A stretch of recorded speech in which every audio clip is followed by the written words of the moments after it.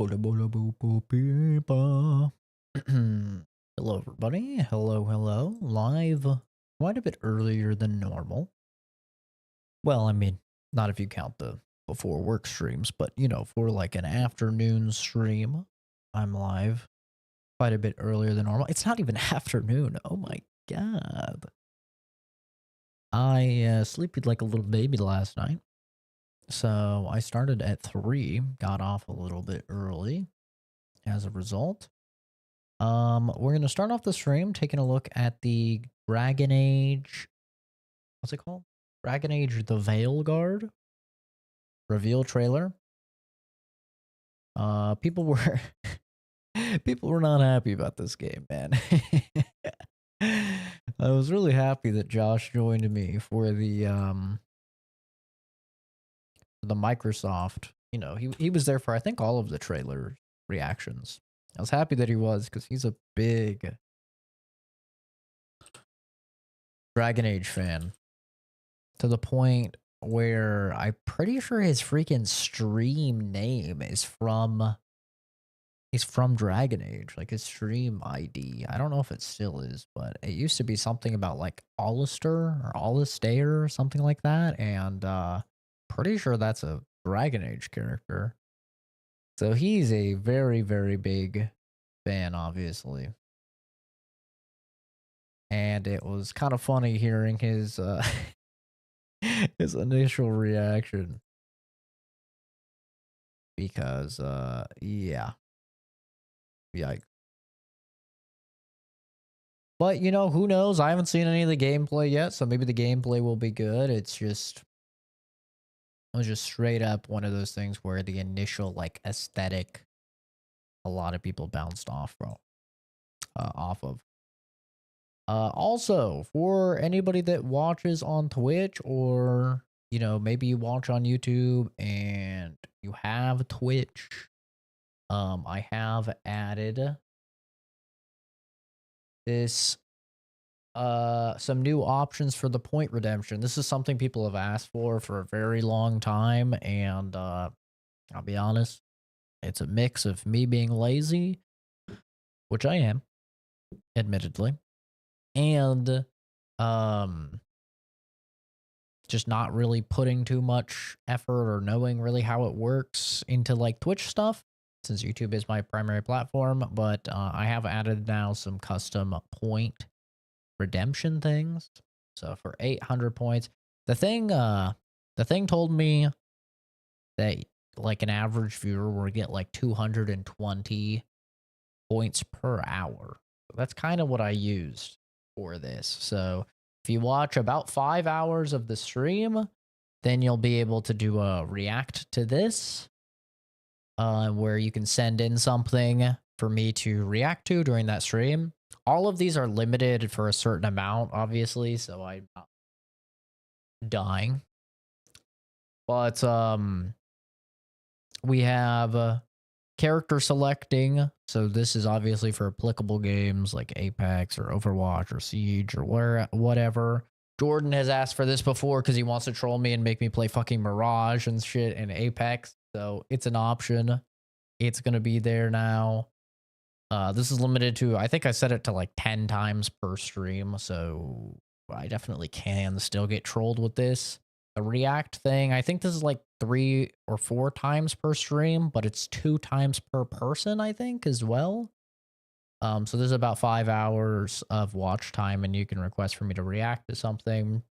And this will kind of just depend on one, if it's TOS friendly, and 2, how long it is. If it's something that's super duper long, I probably am not going to react to it. I don't want to sit here and watch a 30, 40 minute, freaking documentary or something. So this one, you got to kind of be pick and choose. And then shot time. So I will take a shot. Doesn't have to be right then, but I'll take a shot, when I have a moment. So if I'm in a game or something, I'm not going to just go and do it. But, after the match or whatever, I'll take a shot. This is pretty limited. This cannot be redeemed if I'm doing a before work stream for obvious reasons. So that's usually any stream like in the morning that I do, slash late night, I guess you could say, depending on your time zone. Um, and then I think this is pretty limited as well. So this just has like a 90-minute like cooldown on it. Um, I'm pretty sure. I'm pretty sure it's like a 90-minute cooldown. I don't think there's a limit to how many times somebody can do it. So I think I set it so if it's a long stream, I mean, every 90 minutes you could do it, but I think anything sooner than 90 minutes, even though it is 5,000 points. So that's like a lot of hours of watch time that people have to have in order to redeem it. I know that I just have so many people with so many channel points that I don't want to mess with it. No, 100% limitations on the shots. 100%. The hell? Can I react to this documentary on libraries on 19th century Russian and English captions? Yeah, you know, that's a little bit much. 100%. But, you know, I think 5,000, what would that be? That would be like, that's a lot of hours of watch time. That's at 220 per hour, 525. That's like 25 hours of watch time for one shot. So I'm pretty sure, you know, most people would not be able to do this, but I had to put in the timer because, like I said, there are some people that have hundreds of thousands of points, and I didn't want those people to just come in and just like kill me. Like I just instantly die. But yeah, that's like the kind of what we're looking at. If anybody else has any other ideas, I could totally think about like adding it, but nah, there's no way to combine points, unfortunately. I was going to see if there's a way to like reset everybody's points, and then I was gonna go ahead and like make this a little bit more lenient, but there's no way to do that. So the only options that they give is limiting it per amount of time, limiting it per person, and limiting it per stream. So I have it set to, I think most of these are set to per stream. Except the react thing, that's limited per person and per stream, I think. So just so somebody's not just constantly sending in things for me to react to, and I'm trying to play a game and now I'm just reacting to stuff. Why is this not showing me people's messages? Got a shot ready and locked. Great. 1 million hours of watch time should have the ability to make you twerk. Maybe we'll add a twerk thing. Maybe we'll add a little twerk thing. Oops, something went wrong. What is going on here?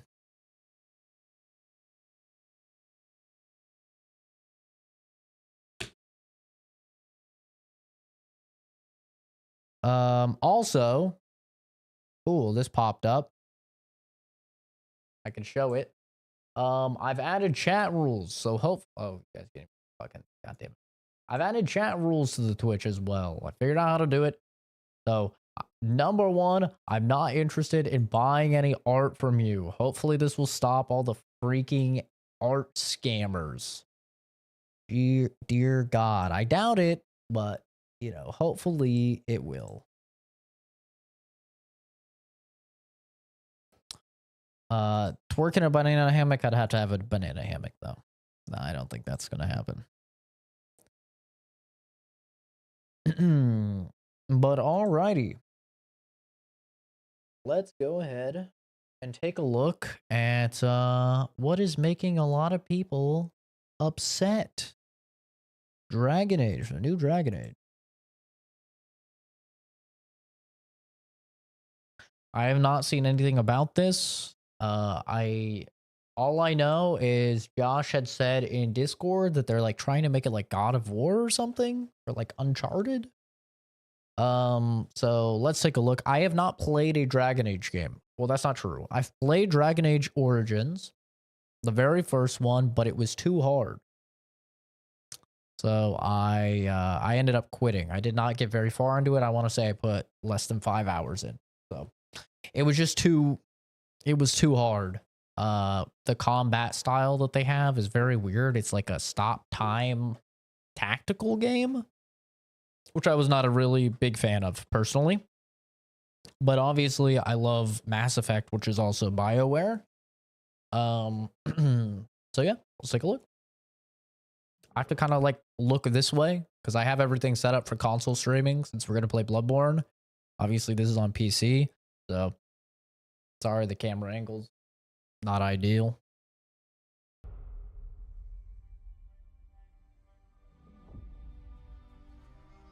Captured from software and development, takes place very early in the game, edited for brevity and to avoid major spoilers. Okay. Don't expect me to know any of these characters.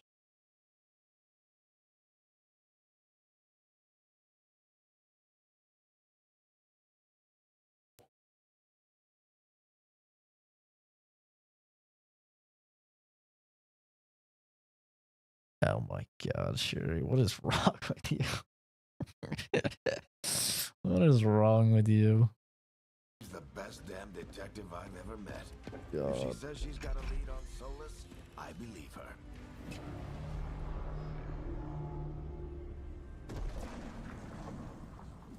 Should we be in more of a hurry to get out of here?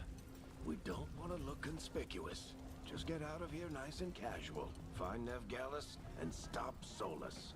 I mean, graphically, it doesn't look bad. It definitely is not like photorealistic or anything. Level 1 Rogue. Shadow Dragons. Custom appearance. You still think you can talk him down before he starts his big ritual?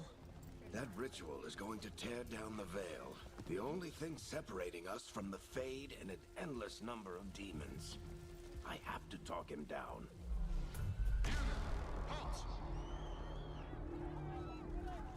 God, I feel like I could already smell the fucking snowflake comments. Oh my god, of course they're showing a black character playing. I wanted to make a video about this, but I know it would result in an endless barrage of hate.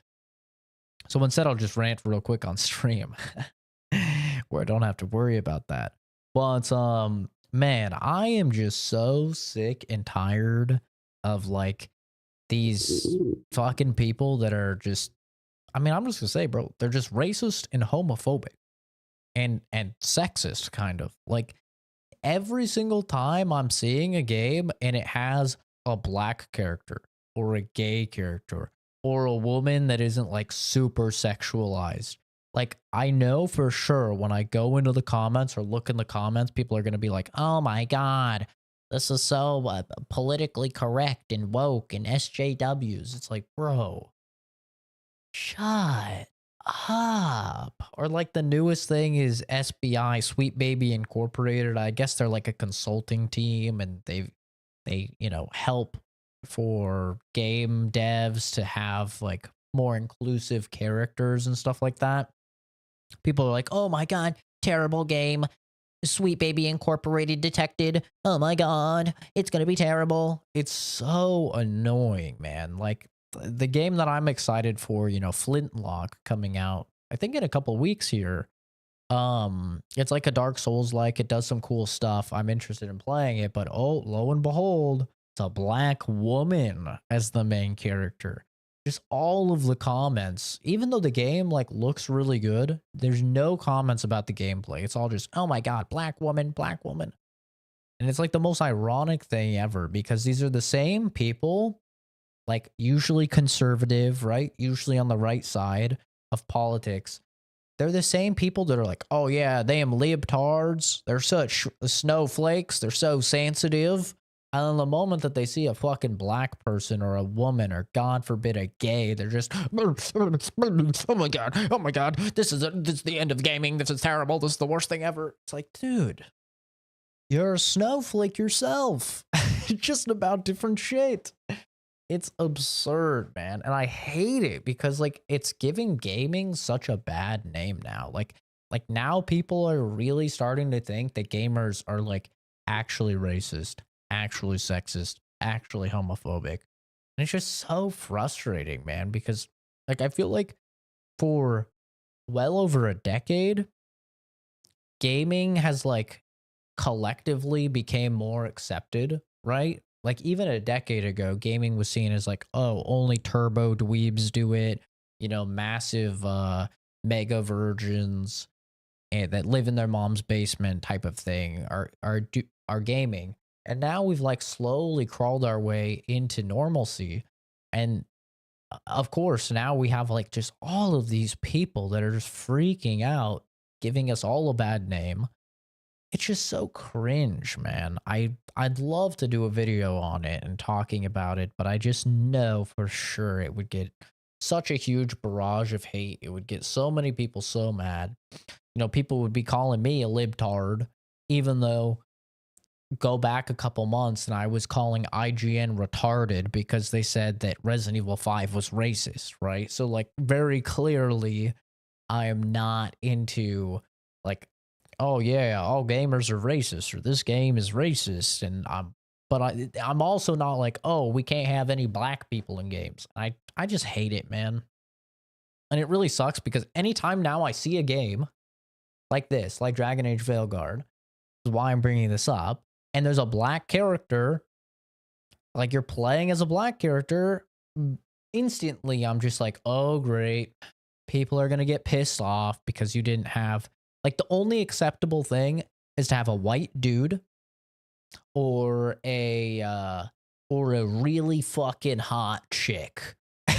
Like that's literally it. Like I talked to one dude and I was like, because he was mad about Flintlock and it being, a black chick. And I was like, so you just don't like any games that, like, you just don't like games that have women protagonists? Like, is that your stance? He's like, no, not at all. That's ridiculous.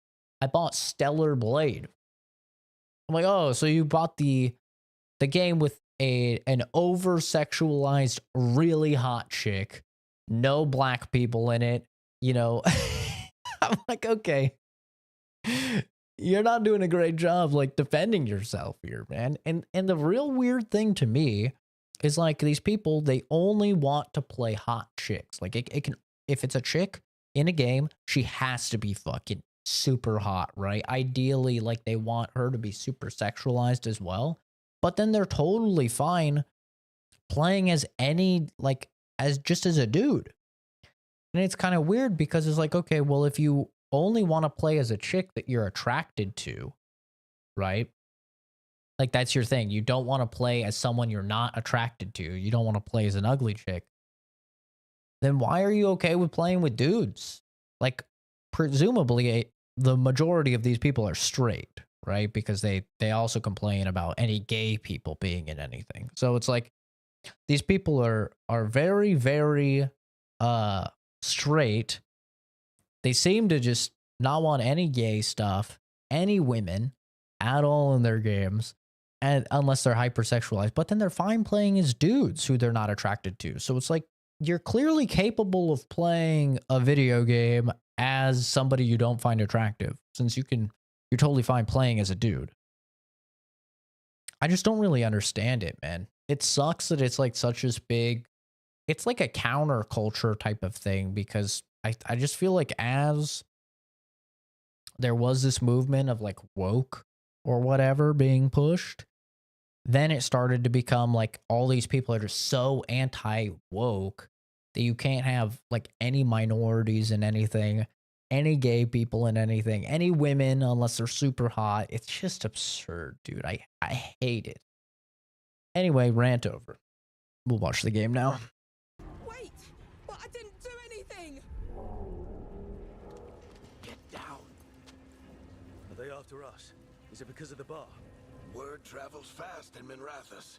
We've got to help her. We don't have time to get arrested, especially...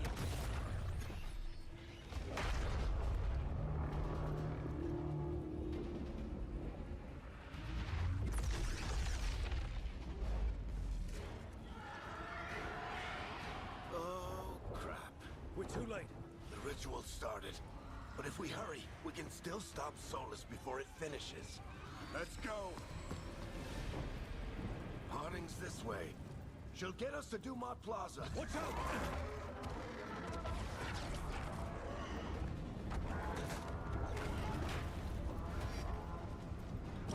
See, I don't really know anything about Dragon Age, so I don't know how un-Dragon Age-y this is. And they're slipping through the cracks. And when the veil comes down completely, then the whole world is going to look a lot like this.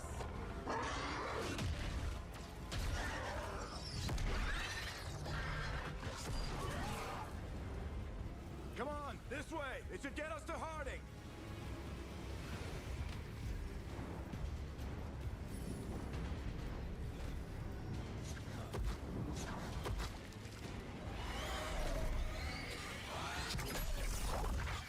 You're safe now. Get inside and bar the doors quick as you can, okay? Thank you, miss. Where's the gameplay? You all right? I've been doing what I can to help. The ritual must be weakening the veil. There are a lot of scared people out here. And a lot of demons. Haven't seen this many come through the Fade in years. What about you two? Are you okay? Hey, Mass Effect dialogue. we're good, but we need to move. Agreed. Solus isn't waiting, neither can we. Have you got my gear? Right over there. Where's Nev Gallus? Wasn't she at the meeting point? The Venatori got to her first. They grabbed her before we arrived and paid off the bar owner to keep it quiet. I'm not surprised our detective did something to piss off a cult of murderous blood mages, but their timing stinks. The bar owner said the Venatori took Nev to Dumont Plaza. Can you get us there, Harding? Rook, you're with the Shadow Dragons. I figured you'd know Minrathous better than I do. Sure, but Minrathous is huge, and this is nowhere near my neighborhood. I can try. Don't worry, scouting's my specialty. That was a little dialogue bit about his background that he chose. Follow me. Eyes up. We've got Now, how much will that actually impact the game?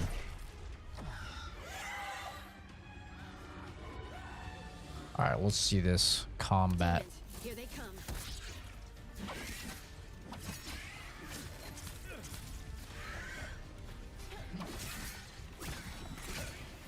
Looks like some slicing. It's like Arkham style. It shows the thing above his head when he needs to dodge.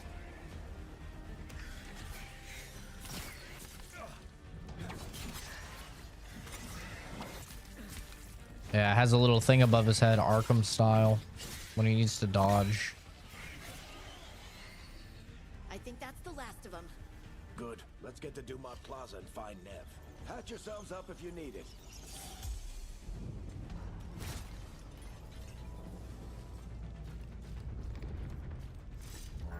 You are in violation of Imperial order.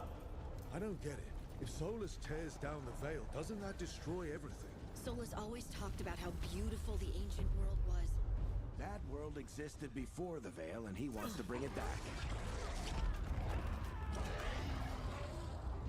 Well, he did. Even if his ritual kills us all in the process. Venatori cultists! I hate these assholes. It's definitely looking like generic action game right now. There's some sort of kick to push him off the ledge. Guess not. Looks like the That looked Venatori jank as fuck. blocked the way. More intruders! Avenge our fallen brethren! Yeah, if you were to not tell me that this was Dragon Age, I wouldn't know, to be honest with you. Like, everything that I know from Dragon Age is more of like a tactical, you know, role-playing game. This kind of looks like generic slashy action game. Must remain indoors until the magical anomaly is fully contained. come on. Guess we're sliding down.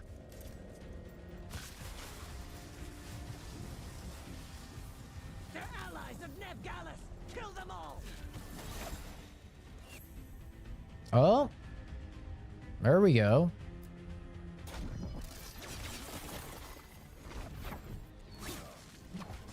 You couldn't pick your squad members' abilities. What a whiff. It doesn't look bad right now, just to me it looks very generic.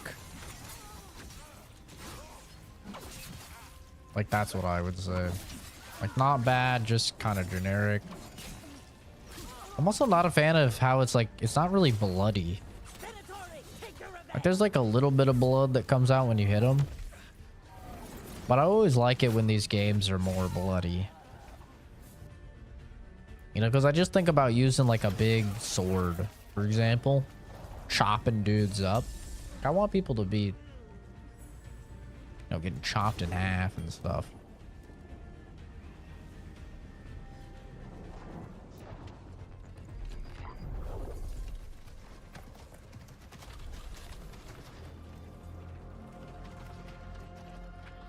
Varric, Harding. Not the worst timing. Nev, it's so good to see you. We thought the Venatori had kidnapped you. They thought the same thing.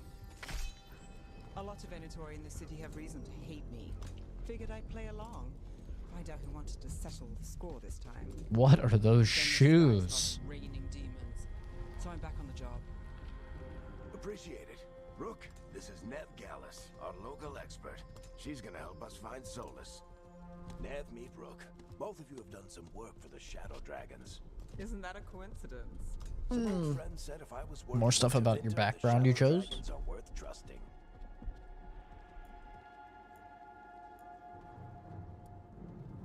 We haven't got a lot of time. Varric said you had a lead on Solus? You get right to the point.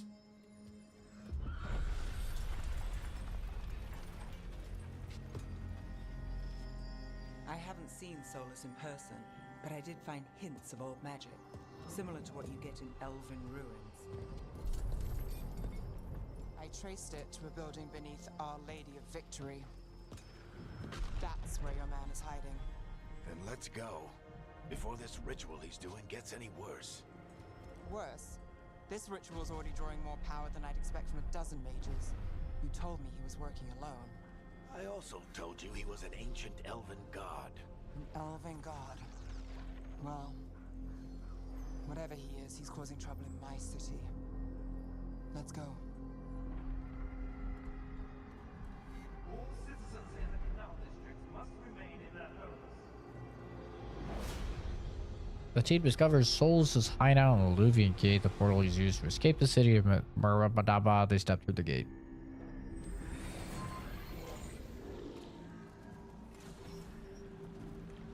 Well, we're not in Minrathous anymore. I know these trees. This is Arlethan Forest. And there's your ritual. The power involved. I've never seen anything like it.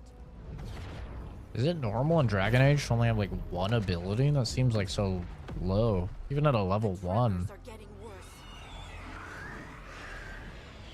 And we've got demons. Even at a level 1, Mass Effect has more.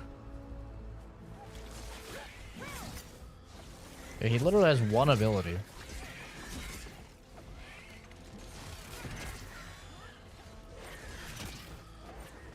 His arrows recharge, so it's not like a thing you have to loot. Which honestly, I do prefer that system for games with arrows. I hate having to loot arrows.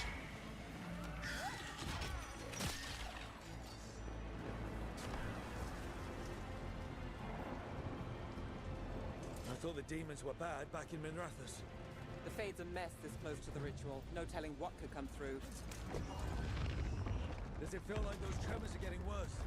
Keep moving and try not to think about it. Team battles their way deeper into the Arlathan forest until they arrive at Solus' ritual site.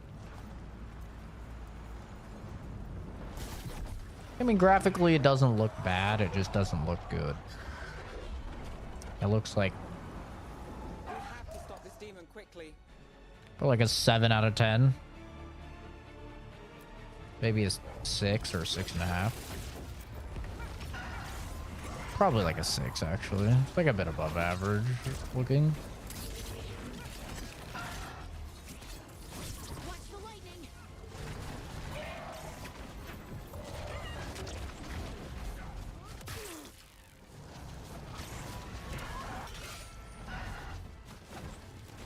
Of course, I'm a parry enjoyer, so it's cool to see parries.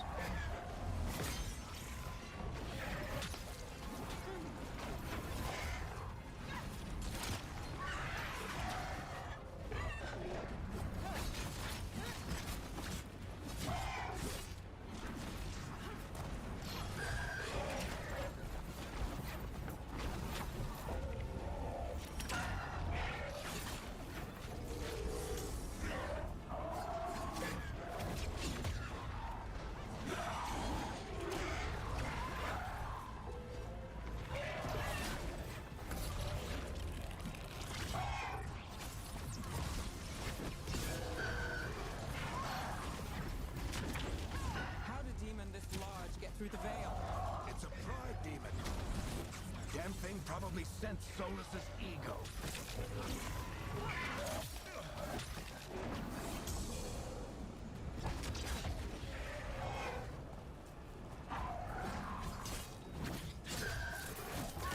Gotta be honest.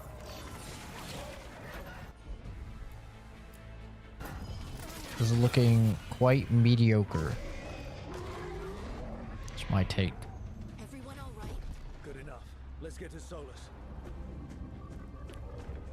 Definitely feels like they're going for a more linear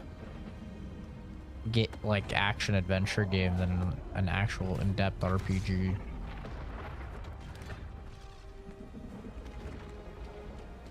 Which to my understanding is already what Dragon Age 2 was, right? People didn't like Dragon Age 2. I think Inquisition was a middle ground between Origins and 2. I'll take it from here. Are you sure? Positive. You three just keep the demons off me while I talk to him. Varric, Solus isn't gonna stop just because an old friend asks nicely. Solus needs someone to sell him another option, to help him justify changing his mind.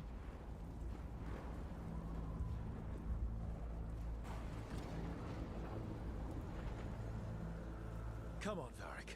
We didn't come all this way just to talk to him. He was my friend, Rook. I gotta try to reach him. But if he won't listen to me, then he'll hear from Bianca. More demons.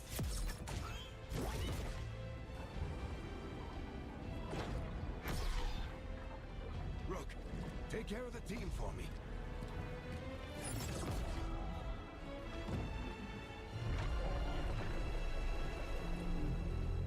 Hey, what's up, man? Hey, Chuckles. Hope I'm not interrupting.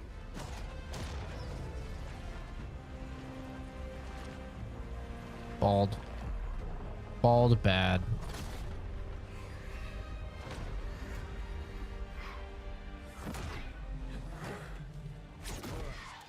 Let's buy him some time.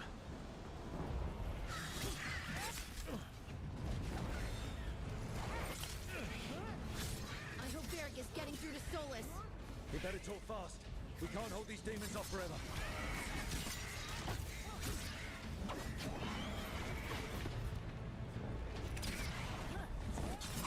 Looks like you probably could. I mean, they don't seem that strong.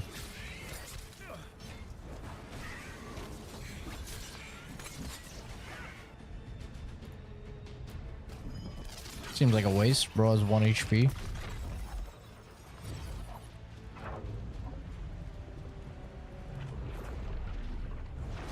The veil is a wound inflicted upon this world. It must be healed. By drowning the world in demons? I have taken precautions to minimize the damage, Varric. Minimize the... People are dying right now. You need to listen.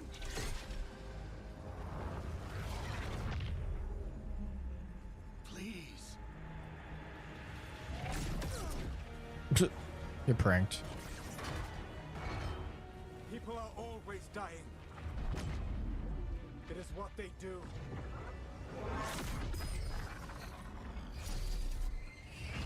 I mean, he's not wrong. We need a better plan. Do you want me to take the shot? Won't work. He's too powerful. What if we disrupt the ritual? How? See those statues? If we break the scaffolding holding that one up, the whole thing will come down on Solus. It's risky. Interrupting a ritual of this scale will have consequences. And what about the demons? Varric needs us to hold them off. Right, you two stay here. I'll bring down the statue. What? No. Stepping into all that raw magic is suicide. The storm could tear you apart. Anyone got a better idea? Fine, but you'll need backup. I'm with you. I'm a mage. I'll go. Either way, someone needs to stay back and deal with the demons.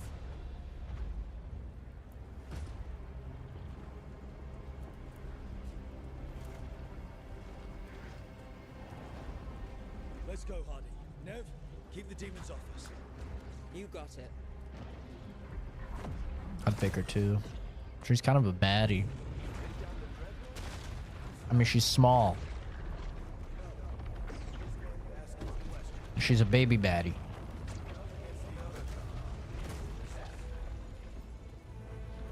She's fun size, as they say.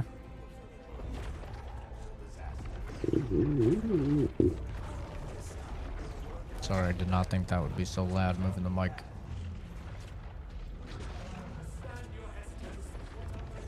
Oh, is it gonna have climbing?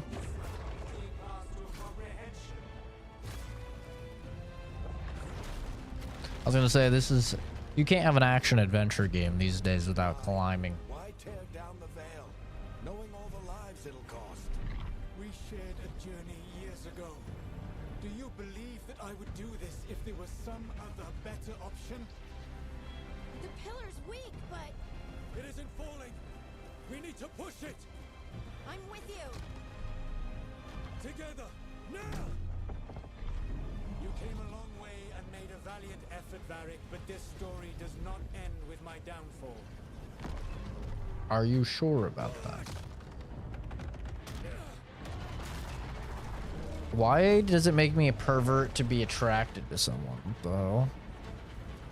That was me shitting myself? That was me moving the mic.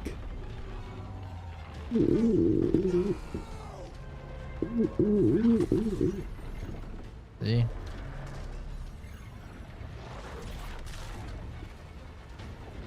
Damn, you do be powerful.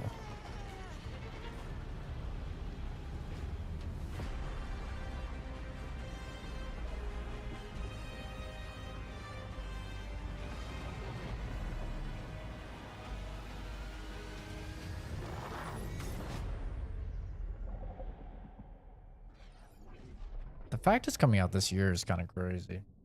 Yeah, I'm gonna keep it real. As somebody that's not a Dragon Age fan, and like I said, I've only played a few hours of Origins. Seeing that, I'm like not at all interested in the game. Like at all. Like not even a little bit. Yeah, it just looks mid. Like it doesn't look bad. Yeah, to me, you know, as a non-Dragon Age fan, it doesn't look bad, but it just looks profoundly like mediocre. It doesn't look that interesting at all to me. The gameplay seems very like generic action game. But it's lacking, like for example, like Josh had compared it to God of War. To me, the combat looks significantly worse than God of War. There was no impact at all. Like, even when you hit a parry, even when you use your skills, there was, like, no impact there. It doesn't seem like it has the combat mechanics that, like, God of War has, where God of War is very, you know, like, you're doing a lot with God of War. Like, you can could throw your axe at their legs and knock them down with certain enemies. Or some enemies are more vulnerable to ice, so you could do the heavy throw and freeze them. And then once you freeze them, you can hit them into a wall or hit them into someone else to spread the ice and or hit them into a wall to inflict more damage. You could swap your other weapons, or you can swap your fists to build up stagger. You can hit people off of ledges. You can pull people and air combo, and that's not even adding any of all the skills that you can get in God of War. So like, to me, it looks like even more like, it looks very generic. It doesn't look like it has any sort of impact whatsoever. And like, he has one skill. Like, the guy has one skill that seemed to be on a fairly lengthy cooldown, and that one skill wasn't even cool. You throw like 2 daggers and it weakens them. Yeah, it's level 1 gameplay, but even like level 1 gameplay of Mass Effect, for example, you already have a bunch of skills at your disposal depending on the class that you choose. So, I don't know. For me, that did literally nothing to get me interested in the game. And for a year that is apparently about to have a lot of shit come out in the next 6 months, like so many of these games that were showcased at these events were coming out in 2024. There's a lot of stuff that's going to be coming out over the next 6 months that we didn't even know about. You got to be honest, this doesn't seem like one that I'll be jumping at the bit to squeeze into my schedule. Especially when you consider this is going to be a $70 game. Is this confirmed to be free with Game Pass? Is this going to be on EA Play? Because this is EA, right? Dragon Age is EA. I don't think it was confirmed to be day one Game Pass. If it's on EA Play, then it's, essentially day one Game Pass. So, If you start Dragon Age Inquisition today, you might be out of the hinterlands by the time Veilguard comes out. Buffalo really betrayed me, stole my gear, took my hand, and now he's killed Bianca. I don't know what any of that means.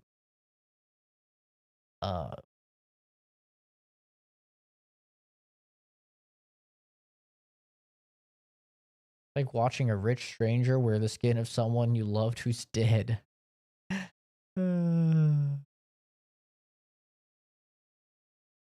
Combat honestly looks better than expected, although that's not saying it looks good. I mean, if I remember right, Dragon Age fans really didn't like Dragon Age 2 because it went to a more combat-focused playstyle like this, right? And then Dragon Age Inquisition, they added a little bit more, like, that was similar to Origin, like a little more tactical, a little more skills and stuff like that. And people were still not exactly pleased with Inquisition, but they were more pleased than Dragon Age 2. This seems like they're just doing what I understand of Dragon Age 2, which people didn't like.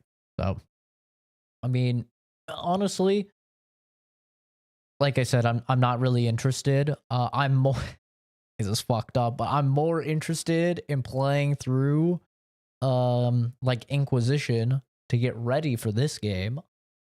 So I can actually have some backstory. I'm more interested in playing through like the older games to get ready for this game than I am interested in playing this game. But it's modern BioWare. BioWare hasn't had a good game since probably Inquisition, or Mass Effect 3, whichever one came last. But I mean, they had Anthem and Andromeda. Womp womp, Going to BioWare to see the anticipated shit show ended up just being pages of progressives talking about character sexuality and ships.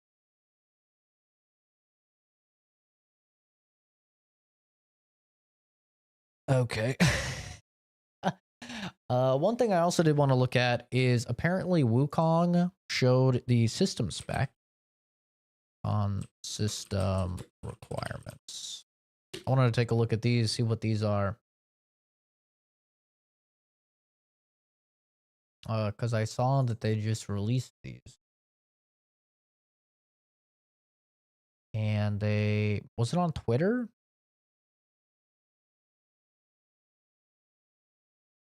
He's just released in the last couple days here. I know that they released a picture. Ooh, Twitter.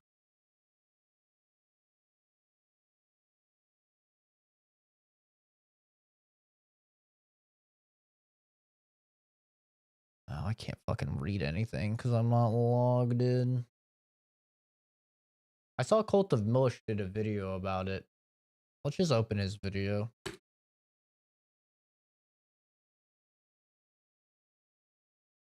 That's the only way I knew about it. Cult of Mush. He's an OG YouTuber, bro. Fucking OG. Yep. Usually has his... There we go. Perfect. All right, let's take a look at these.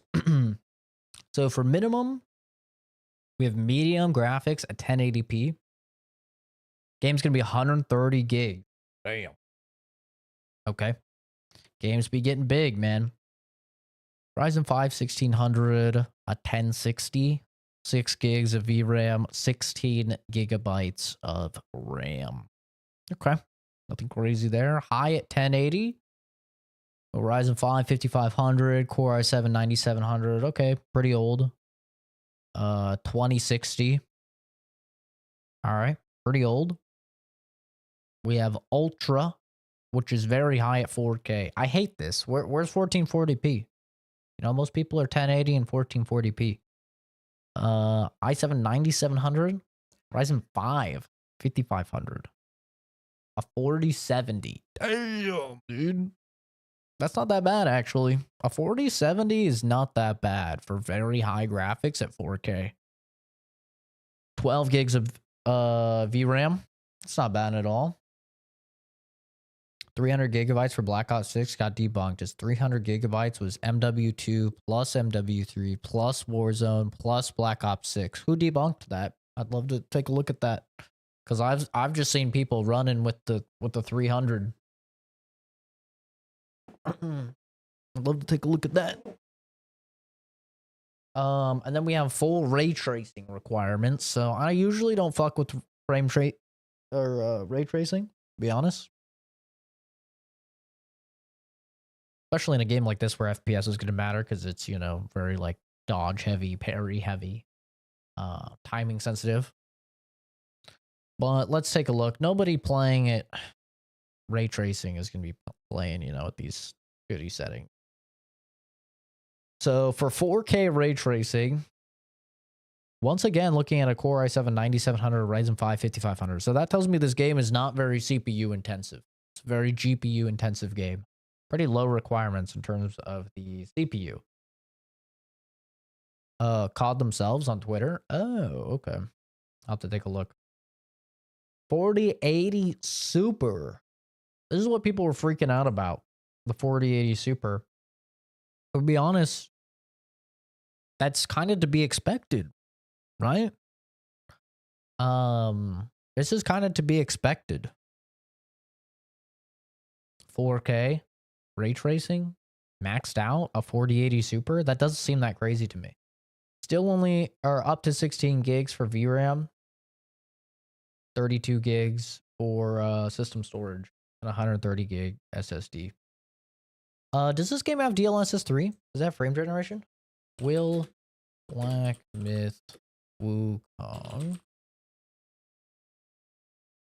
Oh my god, spelling. Have DLSS 3. Fully support ray tracing and DLSS 3.5. Fuck yeah. So honestly, you can probably, like, assuming you have a 4000 series card, you should be able to, like, push a lot of this stuff. Like, I'll probably play ray tracing very high, just because it has frame generation. But I don't know what people were freaking out about. This doesn't seem that bad, especially like most people, you know, are you're gonna play high 1080, or they're gonna be like in the middle because they're gonna be playing 1440. Like, this is not a crazy CPU. Like, how expensive is a CPU? Core i7 9700. What, 200? 243. Okay, so you have a $240 processor. Was like, you know, chump change. And then yeah, 4070, that's like what? $500?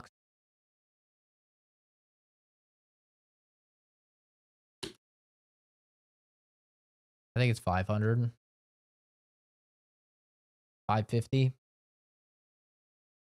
Yeah. Like that's honestly not bad at all. For 4K, that's not bad at all. Put a screenshot of the post, put it out on Discord. Hell yeah.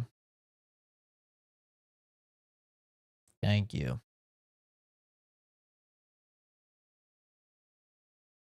Hmm.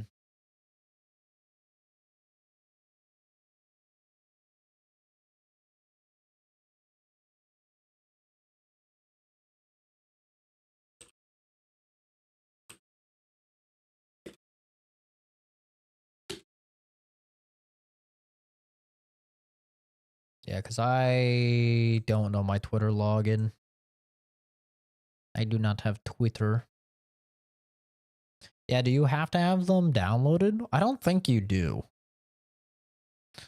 I'm pretty sure you don't have to. Warzone would be the only one that you might have to have downloaded. Right? But I don't know if you have to have Warzone downloaded. And once again, we have no idea, you know, because I'm going to obviously be playing it on Game Pass like a lot of people are. We have no idea how it's going to work with Game Pass. We don't have any Call of Duty games to test it on. So we don't even know if we can do modular install on Game Pass. There's no game that allows that right now. That feature is not even on Game Pass. So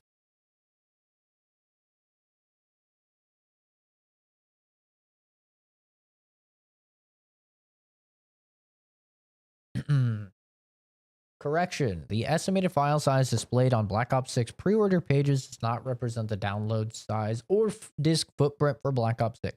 The sizes, as shown, include the full installations of Modern Warfare 2, Modern Warfare 3, Warzone, and all relevant contact packs, including all localized languages combined, not representative of a typical player install experience. Players will be able to download Black Ops 6 at launch without downloading any other Call of Duty titles or all the language packs. Actual estimation of Black Ops 6 file size will be available closer to launch. Okay. So, I'm gonna be honest, kind of just fucking retarded of them to put the size for the pre-order with all these other games installed. But even then, that seems a little low to me. Like, if they're saying that this is the full installation of Modern Warfare 2 and 3 and Warzone and all relevant content packs, including all localized languages, that has to be over 300 gigs. Right? Because when I just had Modern Warfare 3, it was like 200 gigs. I didn't fuck with Modern Warfare 2, but I really doubt Modern Warfare 2 and everything included is only 100 gigs. That doesn't sound right. I feel like this honestly may not even be true, because 300 gigs for Modern Warfare 2, 3, Warzone, and all relevant content packs and all of the languages, I feel like that's more than 300 gigs. Seems kind of low. Could add up the required downloads. Yeah, let's do some super sleuthing. Modern Warfare 2. What year was that? 2022. Size. 125 gigs.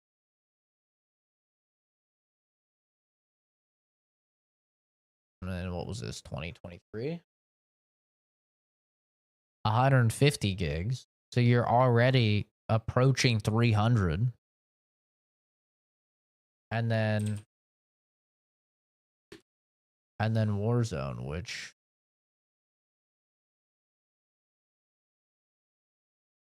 175 gigs. So that would put it close to 400 gigabytes with just those 3 games.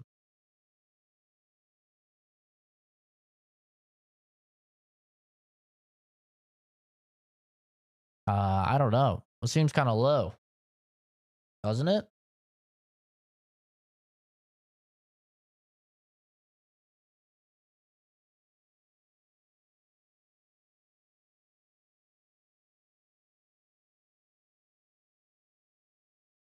This shit's delayed.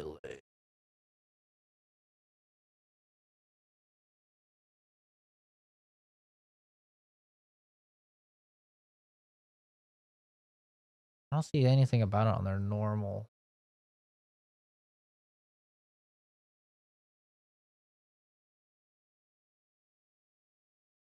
Hutch is jerking off the graphic. Rayark cook. The hype is here. You're on 209 or 219 with COD HQ, MW3, and Warzone installed. Yeah, exactly. And that thing just said what? 125 gigs for MW2. So they're saying that is with Black Ops 6, right? So they're saying that with Black Ops 6, Modern Warfare 2, Modern Warfare 3, and Warzone. So just these are 300, and then they're saying Black Ops 6 on top of that is 309? Or am I misunderstanding?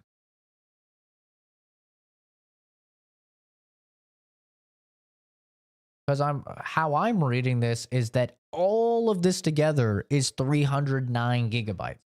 And that's just impossible. So either they're lying because of the backlash on how big the game is, or they're saying just this part is 300 gigabytes, right? Which does, it adds up to around 300, if a little bit more. Modern Warfare 2, 3, and Warzone is like 350 gigs, right? Call of Duty updates page, I have no idea. Maybe it's not Black Ops 6, maybe it is. Yeah, I mean, they reposted it. The official Call of Duty channel reposted it. So, I mean, it's got to be... You can't even see replies if you're not signed in. Give me a sec. What the fuck is my sign in? Can we not open shit over there, please? That'd be cool. That'd be cool if we could just not open stuff. Why is it showing me Mia Khalifa?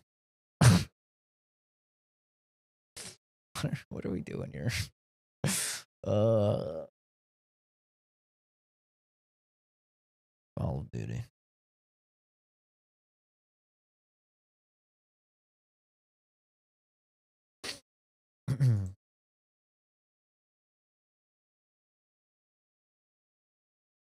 All right. Yeah, right here. Makes sense because 300 gigabytes gave you a heart attack. Update regarding people being falsely banned and providing issues with no proof of who cares.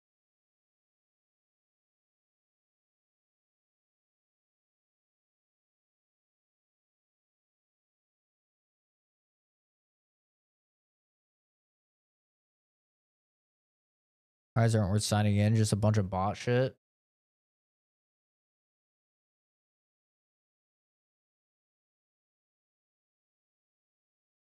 I mean, yeah, I mean, they've reposted it, so it seems legit.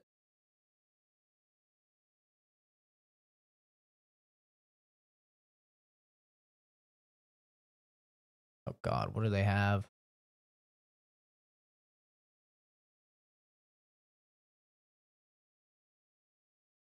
Horseshit, horseshit, horseshit, shit. Yeah. I thought their big thing during the Xbox presentation was that they were all coming out at the same time.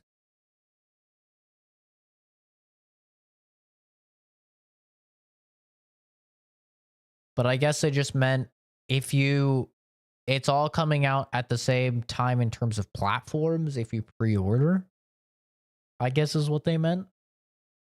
Like not earlier on specific platform. Okay. It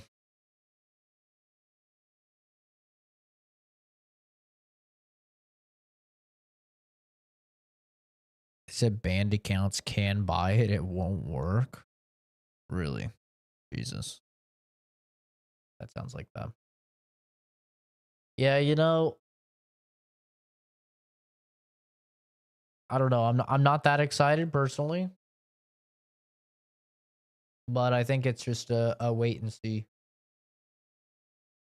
And then in terms of like the outrage with Black Myth Wukong, I mean, I'm gonna keep it real.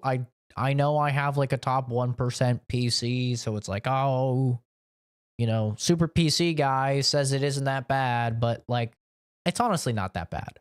This game looks so good graphically and particle wise and physics wise and lighting wise that for the longest time, I literally thought it wasn't a real game. Okay.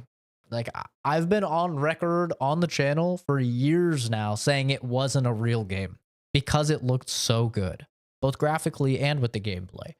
But especially graphically. So like seeing these requirements, I don't think they're that bad. Like to play it very high at 4K, you need a $500 card, which isn't that bad at all. And you need a $250 CPU. Like, that's really not that much, man. Honestly. And yeah, if you want to play it at 4K with ray tracing, you need a 4080 Super, which is like a $1,000 card for sure. That's pretty pricey. But like, it's maxed out ray tracing 4K. And it doesn't seem, they don't say anything about DLSS. So I'm assuming all of this was with no DLSS. So obviously you can get a lot more mileage out of your PC with DLSS, and especially with frame generation, since that's going to be supported. So yeah, I don't really understand the uproar here. Personally, I do understand the uproar though with Dawn Guard. It looks kind of mid, if I'm being honest. Does not look that interesting to me, personally. But I think that's about it for shit to look at. I think it's time to beat Bloodborne.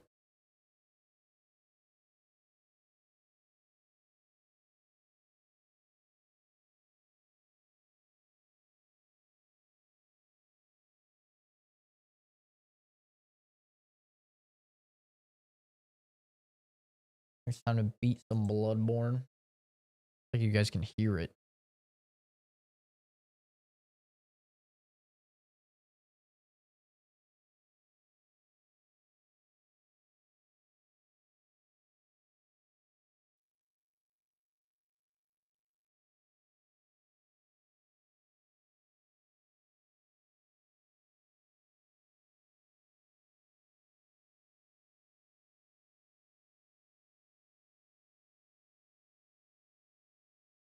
I'm gonna do the age-old unplug it and then plug it back in strategy.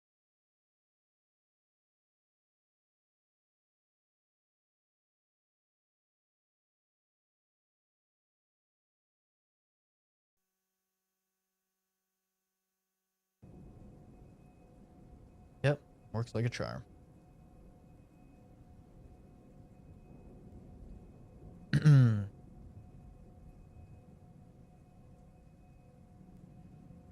We're gaming. Yep. I left off dying 10 times to that shitty under the well encounter and completely decimating that poor chatter that decided it would be funny to tell me to get good. Rest in peace, that guy. Bro had no idea who he was messing with.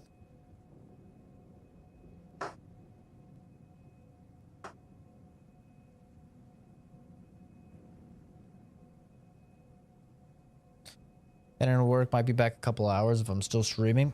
yeah, I'm planning on finishing Elden Ring. I mean, we're right at the end. It's gonna depend on how many chalice dungeons I want to do.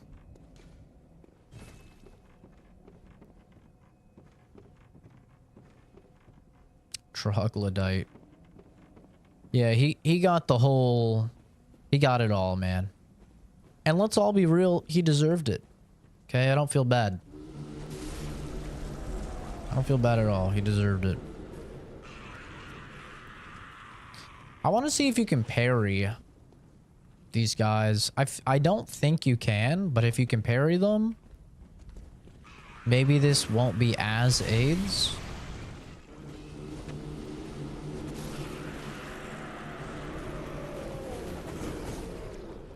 God, this area is just the worst. Okay, let's see if we can parry this guy. And he just does the...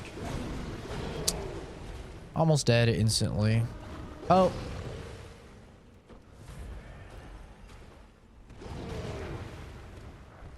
I don't think I can parry him. Maybe I can.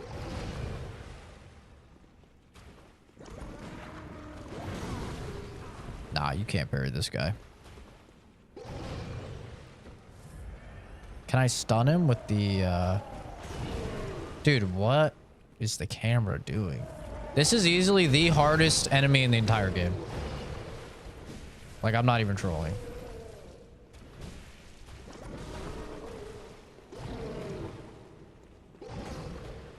No troll, this is the hardest enemy in the game.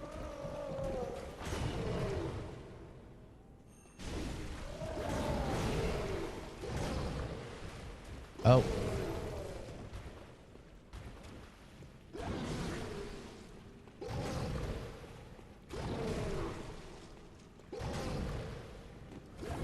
Bro. Why did they make this enemy so difficult? He's insane.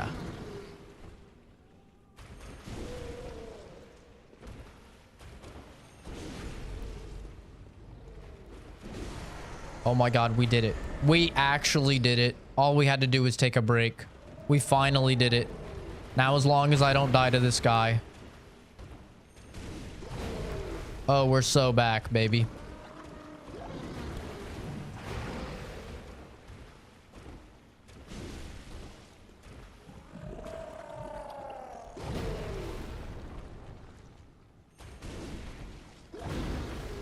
Oh my god, we did it. Holy fuck, we did it. Oh, you do get something for doing that. Rakuyo. Oh, that's why this encounter is so fucking stupid. You actually get her weapon.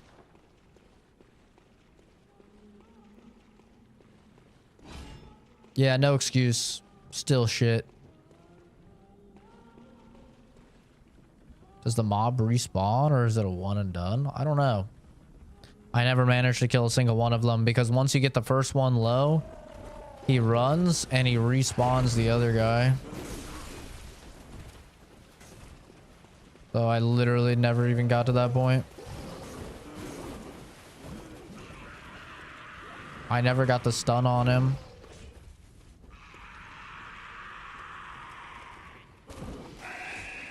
What the fuck? What the fuck is that? They said, oh yeah. The fucking... God, this area is so bad. It's not even funny. This area single-handedly has dropped the score of Bloodborne by an entire point. And I don't feel bad. It deserves it. It's so bad. It's so insanely bad. The thing that I've noticed when I talk to people that defend Bloodborne or defend any of these From Software games, you know what I've noticed about them? Is that they run through areas. You ever notice that? Like, you ever watch a stream? You ever watch a streamer play any of these games? You'll notice instantly they just run through any annoying areas. Like, they don't fight all of the enemies. They don't actually search everything. They just run through the areas. And then those are the same people that are like, no, the game is perfect. Like, oh, really? It's perfect? That's weird, because you run through a whole lot of areas. Almost like you don't want to deal with them. Like, you know that they're really bad. You know, but nobody ever wants to talk about that.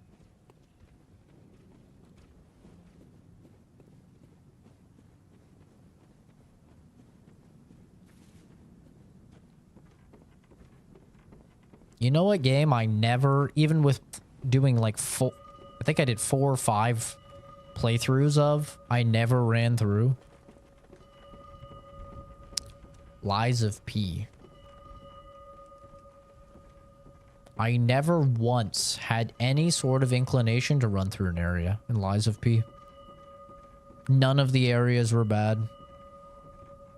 Now, there are some that aren't as good as others, but I didn't think any of them were bad. Oh, great. I love that.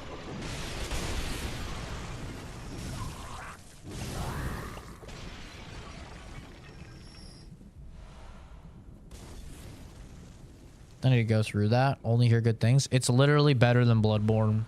It's actually, I would say, objectively better than Bloodborne. I feel like I can confidently say that. When I get a moment to like make a video after I'm done posting like all of the shit that I'm posting right now, like I'm going through all the Elden Ring stuff and all of the clips from all the gameplay channels and stuff. Once I get through all of that, I'm going to be making a video about how Bloodborne is like unironically not nearly as good as I used to think, and that Lies of P is actually a better Bloodborne. I don't know what is hitting me with lightning. Oh, I think it's that guy up there. Like, look how terrible this is, bro.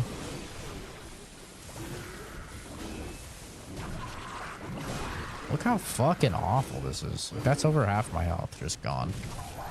40 Vigor, heaviest army in the game, by the way.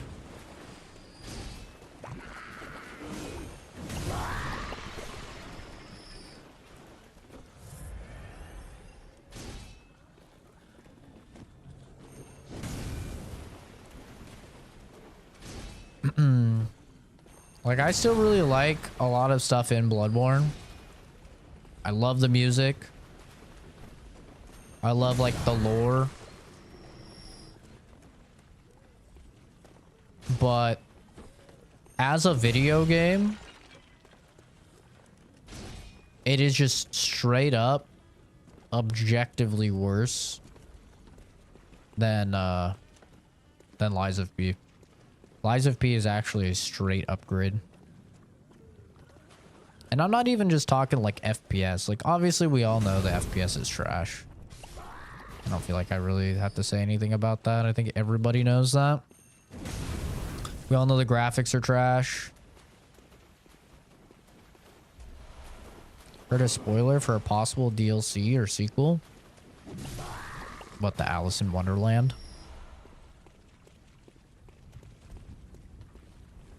Is that what you're talking about?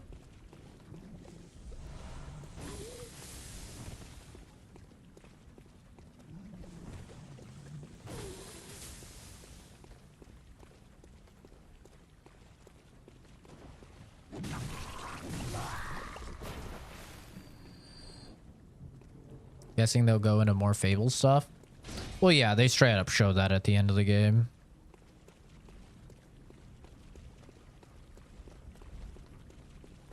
Or no, it's not Alice in Wonderland. It's Little Red Riding Hood. That's what it was. Yeah, Little Red Riding Hood. It's not really like a rumor. It's straight up just the end of the game. They show Little Red Riding Hood and lead into her story.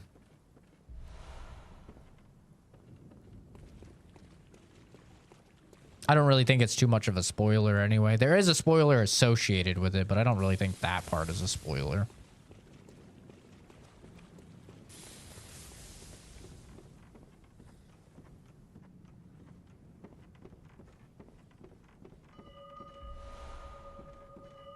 But yeah, no, I think as I'm playing through all of these games, I would give Elden Ring an 8.5.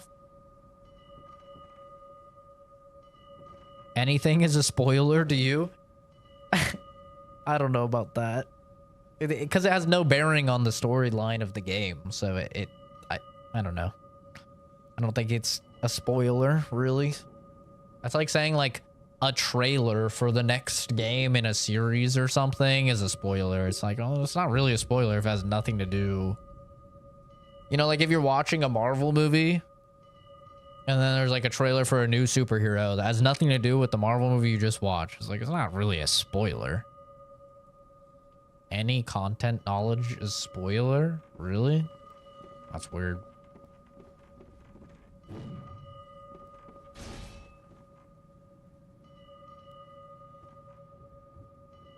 You should probably play games a little faster then. It's been like a year, bro. Over a year? I don't even know. It's day one Game Pass. I mean, it's not even a long game.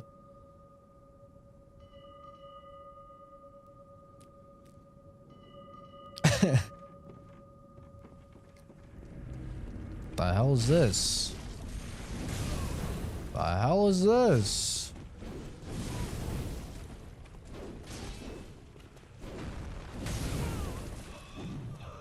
God, I love the cheese from this weapon.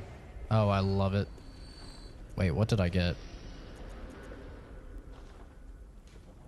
That beast something. Fuck, I didn't see what it was. Oh, beast hide garb. It's gotta be this.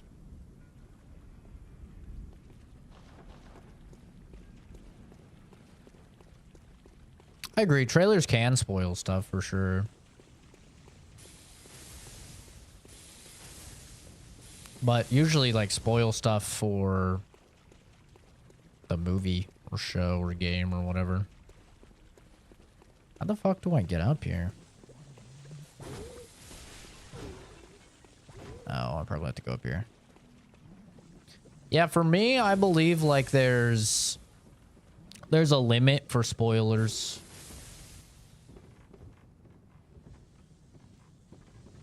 Like, I feel like there's spoiler decency to a point. And then up to a certain point, it's like, all right, I mean, if you didn't play it, that's, you know, kind of a you problem. Like, I remember so distinctly, Eddie was telling me not to talk about spoilers for the original Final Fantasy VII.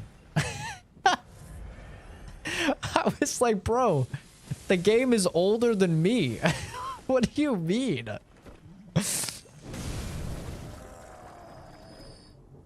like, yeah, but they're remaking. I'm like, so what? Like, that doesn't mean anything.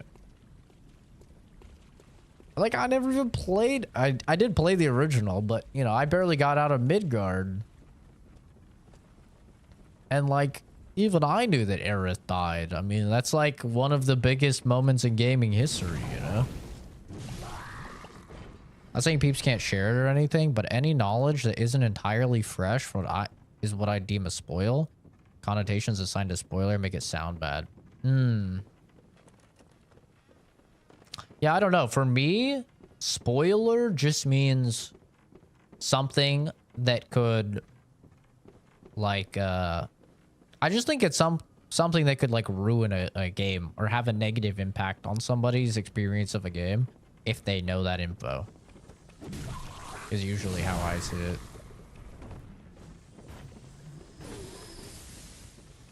So, like, for me, like, if I watch a trailer for a game and it shows, like, a cool boss fight or something,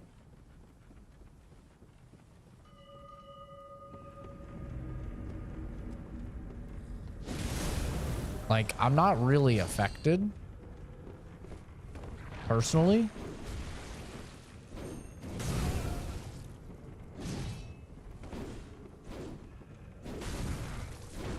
Wow, that knocked me out of my attack. Interesting.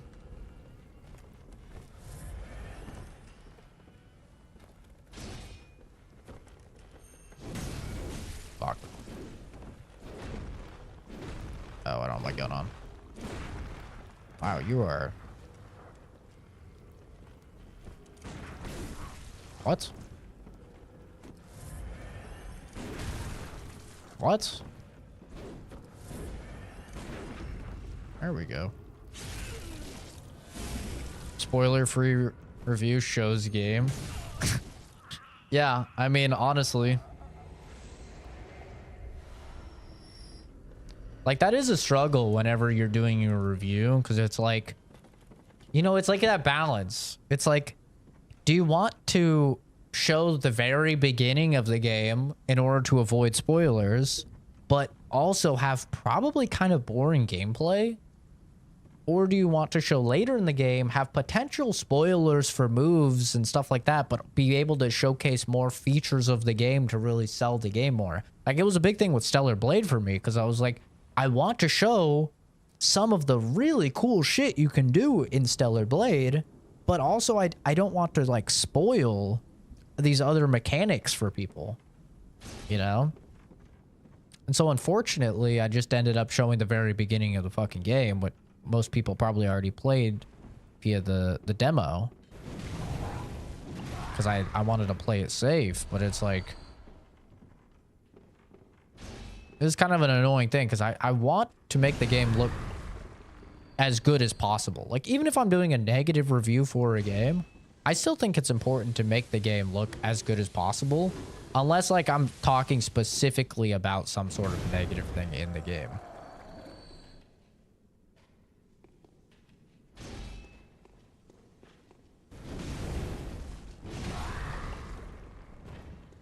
But I'll be honest, that usually takes effort for me to, like, go through dozens of hours of streams in order to find, like,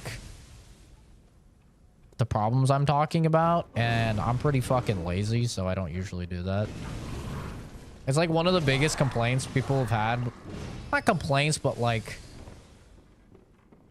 suggestions, I guess you could say, for reviews. Is like, oh, can you show the stuff that you're talking about? I was like, I mean, I could. Like, I have the ability to. But I don't really think it's worth my effort to do so.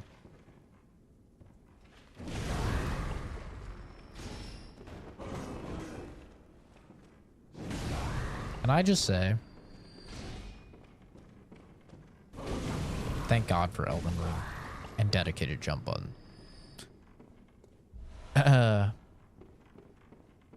Showing intro demo content to me sounds fair, but if you're going to describe later mechanics and such, get into dicey territory, which you might as well visually represent. Yeah, it's like Stellar Blade is a perfect example because it does the Devil May Cry thing, you know?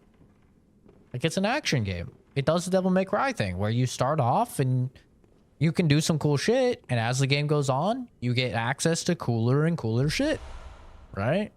And it's like, I would love to show some of the cooler shit. But especially in a game like that where you're getting more powerful, it's like, I could go back to a starter zone and show some of it, but even showing it at all is kind of spoilery, and then I'm making the game look extremely easy because I'm shitting on lower end, you know, enemies. It's like, it's usually safest to just go with the very beginning of a game. What I usually do. I don't know where I'm supposed to go here. Not really an obvious place to go. But anyway, my rankings of the game so far, I think Dark Souls 1 is like a 7 out of 10. I think Dark Souls 2 is a 2.5 out of 10. I think that game's really fucking bad. I think Elden Ring, for me, is probably at an 8 out of 10. It might go a little, it might approach 8.5. I don't know. It's probably about an 8 out of 10. Bloodborne, for me, is probably at an 8 out of 10 as well. which is crazy because I would have told you 10 out of 10 beforehand with the nostalgia goggles, but since it's been like 5 or 6 years since I played it, and I'm like coming at it now and trying to be objective, there is a lot of issues with the game. And then Demon Souls, I still think Demon Souls is really good, man. I think Demon Souls is like a 9 out of 10. I really like Demon Souls. But we'll see where DS3 lands. DS3, a lot of people love DS3. They think it's the best.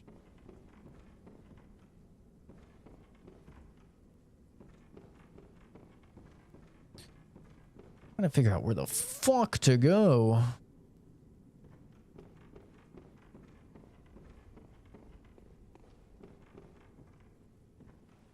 And then we'll see with Sekiro as well. I honestly think Sekiro might top the list, dude. I really do. Lies of P, 10 out of 10, though. Like, I know it's not a FromSoft game, but Lies of P is a 10 out of 10. That game is so fucking good. Oh, there we go. Finally. I honestly think Lies of P is a perfect game. I do. Like, the only complaint anybody ever... What the fuck? Ever levies against Lies of P is just delayed attacks. But now that I'm playing through fucking... Oh my damage. Now that I'm playing through all these games, I gotta say, I don't know what they're talking about, because every single one of these games does delayed attacks. Like, Bloodborne does delayed attacks all the time. Elden Ring does delayed attacks all the time. So I'm not really sure what that complaint is. Personally. Not a big understander of that complaint.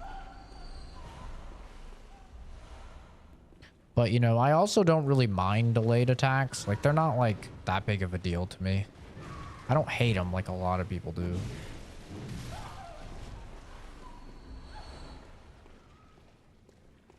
I think delayed attacks, having a problem with them is usually a skill issue.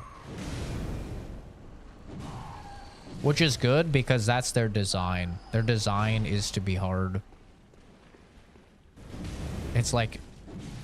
The whole point of delayed attacks is to make the fight hard without, like, just artificially increasing the damage a bunch or adding BS mechanics like Millennia where she fucking heals, you know? Like, that's the whole point of delayed attacks. It's like to add difficulty, but to do it in a more fair manner. And I think delayed attacks do a good job at that. Obviously, they're more egregious in parry-focused games. Like Sekiro, for example. I mean, I could be misremembering, but I'm pretty sure Sekiro does not do a lot of delayed attacks. Because Sekiro is obviously a very parry-focused game. But the thing with Lies of P is, like, is it a parry-focused game? Yes and no. You don't have to... Like, you can dodge. The dodge is really good. Actually. The dodge is really, really good in Lies of P. It has plenty of iframes. It's fast. Like, you can just dodge if you want. And if you're dodging, I don't think delayed attacks are as bad. Ow. What are you drinking, bitch?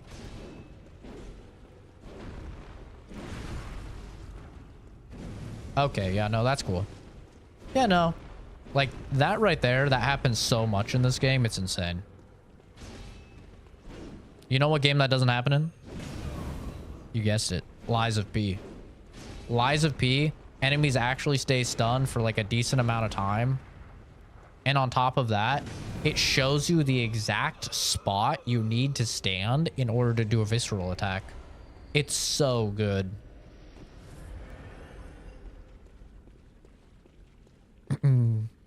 Elden Ring has the worst delayed attacks. Margit? True. Yeah, Margit is so funny. Margit somehow delays mid-air attacks. Bro will be in the air and he'll be like about to slam his giant hammer and he'll be like, like he defies gravity to delay his attacks. It's crazy. Does Lidas of P have build diversity? Only really saw strength or agility dex weapons. It has build diversity. Yeah. Yeah, I'd say so. About the same as Bloodborne. You know? It's like, it's not like a crazy, it's not like Elden Ring. You know? But like, it's got a good amount. I would say so, yeah.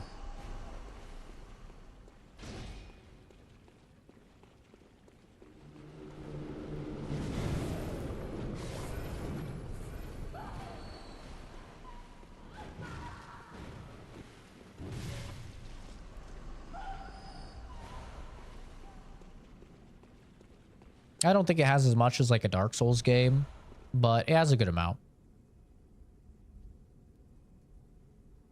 Like there's like 3 stats that you can scale for damage and weapons, which is the same in this game. Do I like more Bloodborne or Lies of P? Lies of P 100%. Lies of P is objectively a better game.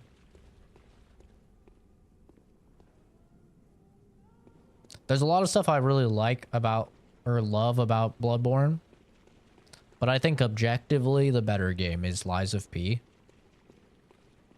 because it just has far more quality of life options because it came out so late. You know? It has that advantage.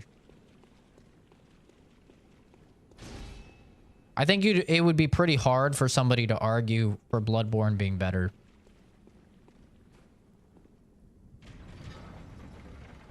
Because Bloodborne's older. And the downside of, you know, being an older game is you don't have that quality of life that that the newer games are going to have. It's why so many people prefer Elden Ring, you know, now that they've played it, versus when they go back and they try and play Dark Souls or something. They're like, oh my god, having a dedicated jump button is incredible, you know?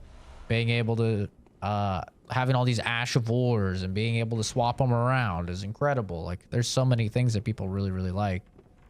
The whole mana system and being able to allocate your flasks and stuff like that. Like, there's so many quality of life things in Elden Ring that make it very hard to go back and play these other games. And it's the same thing with Lies of P. Lies of P it sat patiently and it collected all of this information about, you know, you could tell that these people played like every single Souls game, you know? Like they played everything. And they just took notes. They're like, okay, I don't really like it that sometimes your visceral attacks don't come out. How can we improve that? Well, let's make it so it shows exactly where to stand in order to do a visceral attack, so the player has no doubt in their mind. Make it play a very obvious noise so people know that the stagger just happened, and give the player enough time to get over there, you know?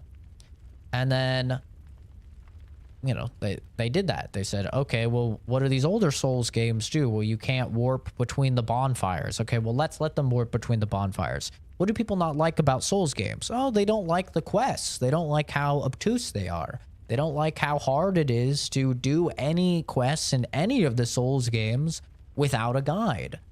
Let's make that very transparent. Let's give you a character that sort of functions like Melina does in Elden Ring. Like, you have this character that's always with you, but you know, Jiminy is actually useful because he'll be like, oh, hey, you got this thing. That character, you know, wanted that.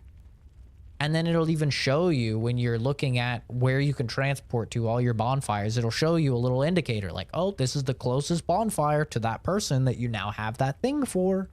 It's like they did so much quality of life with the game that it's just a pleasure to play.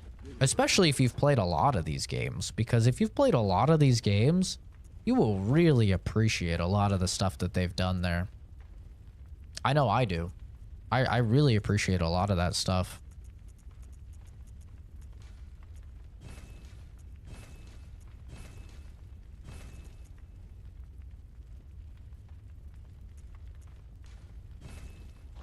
Dark Souls 3 more than Elden Ring? Better bosses?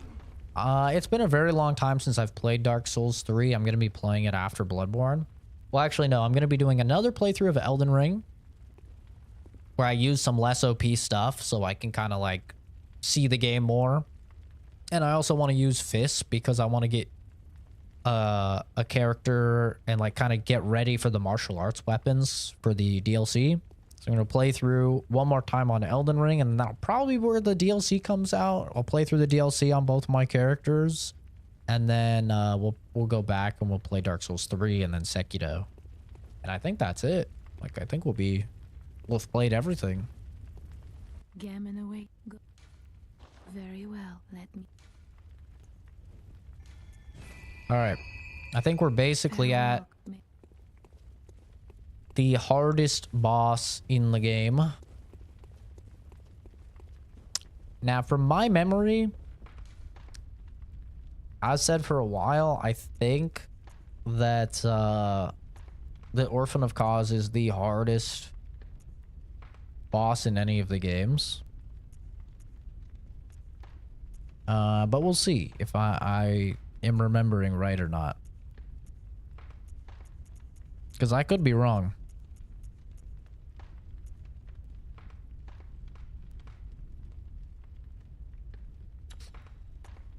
I'm sure Black Myth Wukong will be at the very least enjoyable. At the very, very least enjoyable. I would be surprised if it's not really good.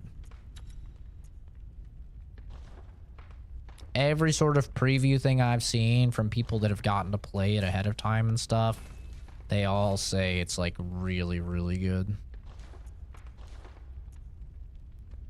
I would be so surprised if it's not actually like that good.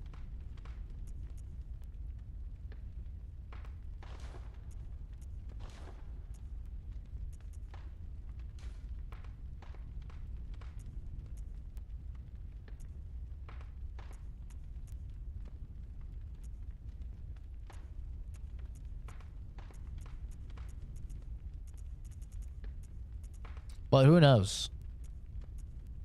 Could be terrible. You know, who actually really knows? It could definitely be bad. It's hard to say.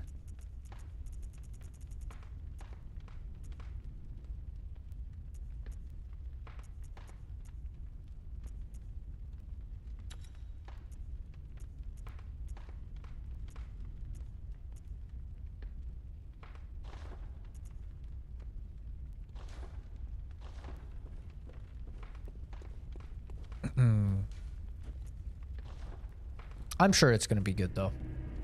I'd be pretty surprised if it's not at least enjoyable.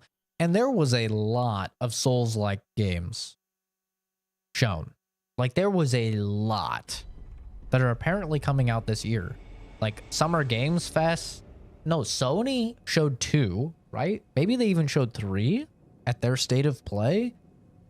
Summer Games Fest showed for sure 1 that I remember. Microsoft showed 1, at least 1 that I remember. That's already like 5, and quite a few of those look really good.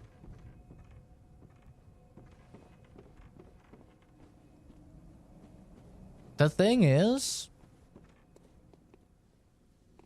like, these games. Fuck, did I unlock this? Okay, good, I did. These games are going to get better and better and better. And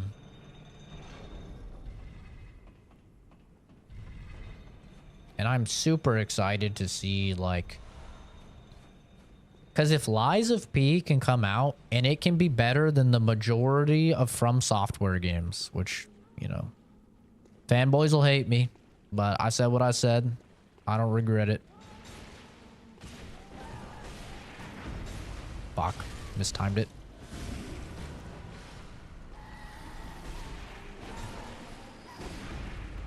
Oh, God, that was close. I think Lies of P is better than Dark Souls 1, 2, And Bloodborne for sure. For sure.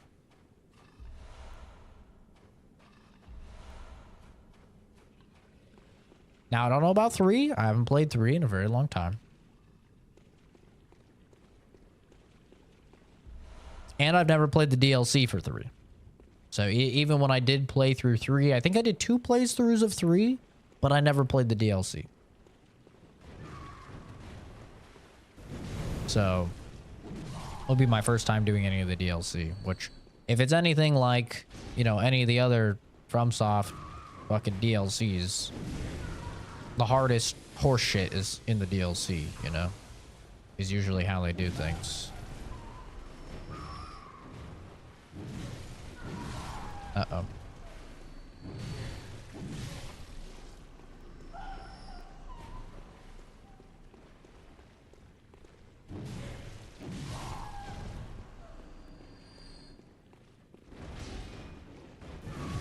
Uh-oh. Oh, that didn't do as much damage as I thought it would. First Berserker Kazan? That sounds very familiar. Probably something that's been like on my list. Honestly, anytime I see a Souls-like, it instantly just like goes on my list. That killed me. Oh my god. That's crazy.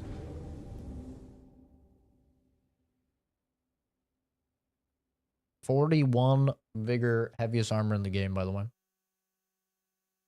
That's another big thing that I have a problem with in Bloodborne. Is that outfits... Damn, I was hoping to be on 69 for longer. Your armor is really just for drip. Like, it's... The primary purpose is just for drip. There's a couple stats that actually matter. Most namely, like, the Beasthood, I think it's called. Yeah, Beasthood. But, like, the rest of these stats don't matter at all. Like, just... Like, your physical defense, you're still going to be getting 2-shot by, like, everything physical. So this literally doesn't matter at all. Blood defense, same thing. Arcane, like, this matters a little bit. It can change from you getting 1-shot to you getting 2-shot if you put on, like, all arcane stuff. So, like, that does have a little bit of an impact, but it's super small. Fire... There was, like, no difference fighting that fire version of the Cleric Beast. No difference between, like, max fire resist and no fire resist. Same with Bolt. Although I think there's only, like, one enemy in the game that even does Bolt. Slow poison. Practically no difference. Like, you still get poisoned anyway. Rapid poison. Same thing, but you basically never see, like, rapid poison in the game. Frenzy. This literally, like... doesn't matter. Like, it will give you an extra few quarters of a second type shit. Like, I'll put on the most frenzy resist, and it will give you, like, it gives you such a negligible difference. It's kind of funny how small it is. So, like, at that point, I feel like just make it so it's purely cosmetic. You know? Like, it's not that big of a deal. But Beasthood, like, does actually matter a lot. Like, having high Beasthood is the difference between, like, getting your thing in one hit and your thing taking, like, longer. Or not being able to build it up at all. Like, Beasthood does actually matter.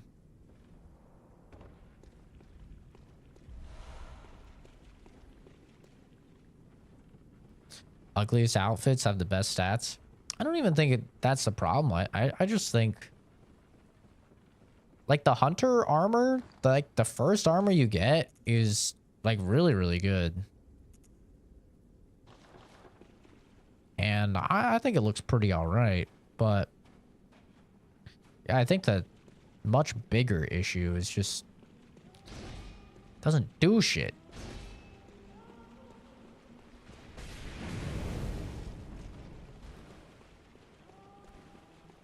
Like, see? Even though I'm super far away, it's still gonna build up. It's still gonna detonate. Oh. It didn't. My God. God, please let me through. Fuck this guy.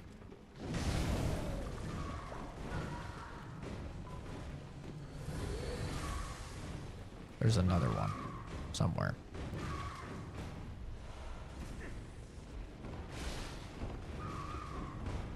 Miyazaki goes, you know, I really have no idea why people run through my areas. You know, we take so much time making these areas. I just have no idea why people run through them.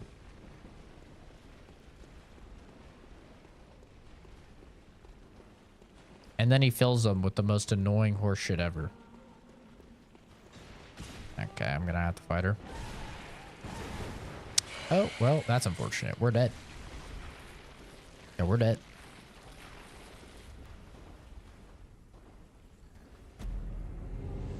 Frenzy also as a mechanic sucks. Frenzy is such a bad mechanic. It's terrible. You should not have to literally essentially do a glitch in order to get through frenzy areas. Like that's essentially what you have to do, is you have to do a glitch. You have to get a parry and then take advantage of the fact that you can't take damage during a parry in order to not take damage from the frenzy. It's like, well, Zach, just put more points in your vitality. Okay, yeah, that's fair. Unless there's two, which there's usually multiple of the frenzy chicks.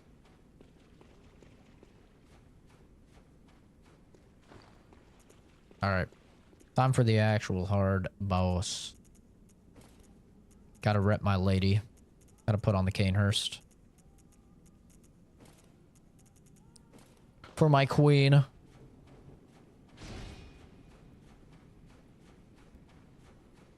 Alright, I'm not going to do the exploit. I'm going to fight this fair. I have never once beaten this boss fair. I've played through Bloodborne at least a dozen times. I have beat this boss at least a dozen times. I've never once done it fair. It's gonna be brutal.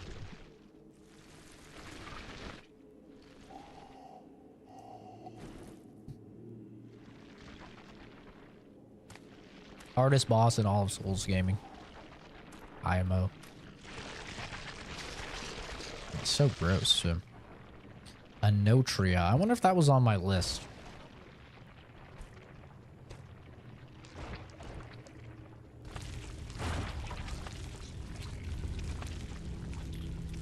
Is that the mask-like Soulsborne Souls game?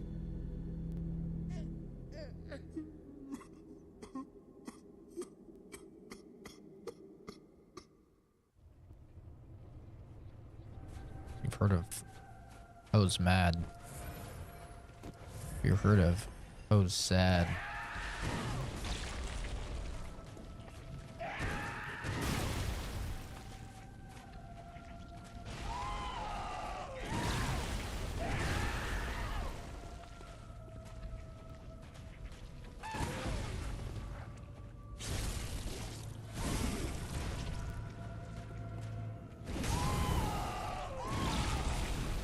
Wow, that hit me. That's a lot of damage.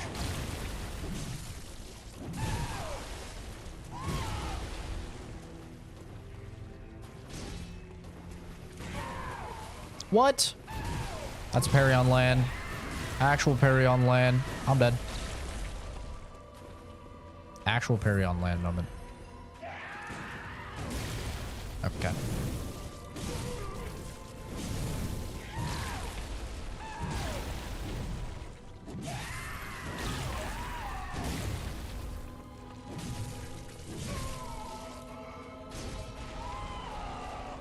Yeah, this range is crazy. That range is crazy. Get parried. Oh my god, I called it. I'm him. Oh, that's really bad. Oh, I thought that would stagger. Oh, he's still going.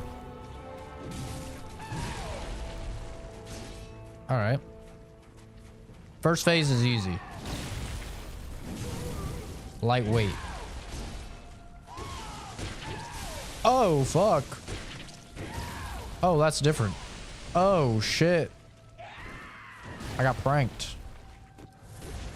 Uh-oh.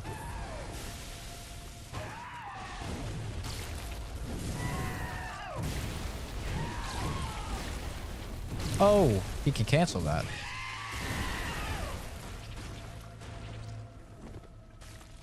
And now we die. What the hell? Oh, that catches you. That is a roll catch right there. Fucking hell. Okay, the first of many. The first of many. I'm really excited for Flintlock. I'm super excited for Flintlock. Everything I've seen from that game and watching the gameplay showcase that they did, I think that's going to be a really good Souls-like. And they're doing some really cool stuff, like mechanically. God damn it, I didn't send it up. They're doing some really cool and unique stuff mechanically as well, which you always love to see. Oh my god.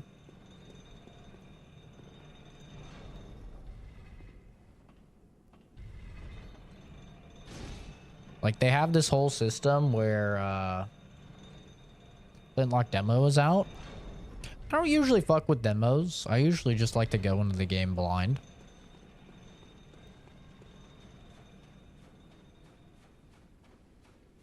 Especially something like that that's Game Pass. So I don't really have to worry about, like, buying the game. Not that buying the game is that big of a deal, but... because I'm sure that'll be like a $40 game or $50 game or something.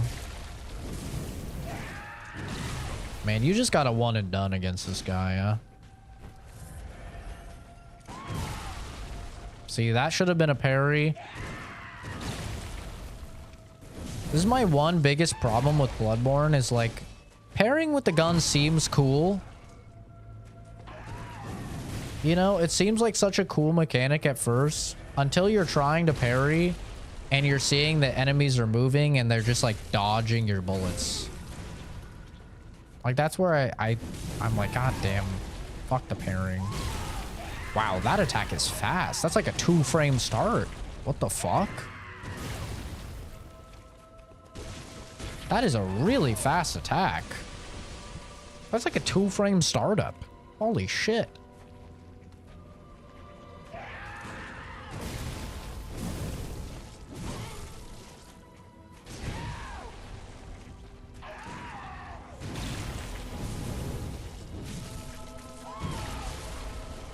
That weird delay with the, like, dragging.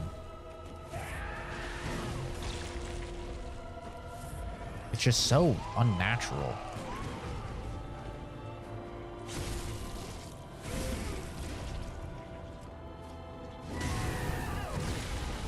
Fuck. This is the roll catch. Yeah. Learned last time. Don't spam roll out of that. See, like, this guy's attacks are delayed. Like, people say that they hate delayed attacks, but, like, this guy's attacks are straight up delayed.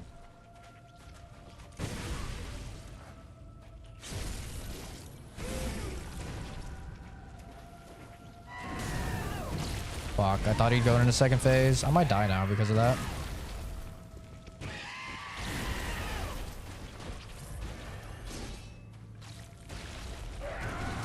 Whoa! What the fuck is that? Just did over half my life.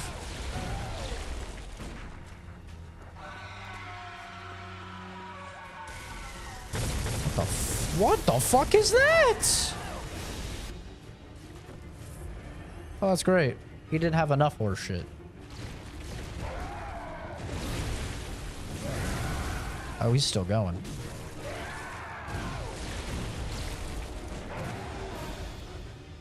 I'm too far. Oh, that is so cringe.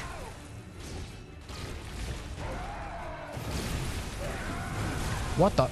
Okay, he can cancel it into another slam. So I guess it's not an attack I can punish. Where's the parry? He hits behind him too. Oh, I hate it when bosses do that shit. Whoa. Whoa. He's going wacky mode. Have a molly. Oh, fuck. Oh, it doesn't call it in on him. Oh my god. Yeah, this is the hardest boss in all of Souls games. There's no doubt. This is 100% the hardest boss in all of Souls games. Millennia is nothing compared to this guy. Millennia is actually trivial compared to this guy. Like, Ishin's Sword Saint is trivial compared to this guy. This guy is so incredibly difficult.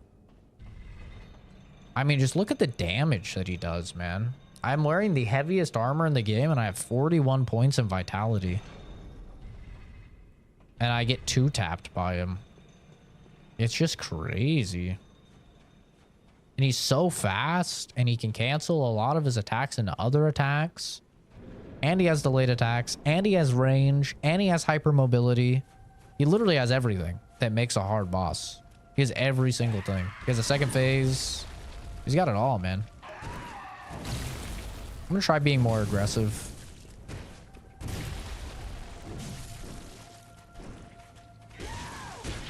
Bro's running.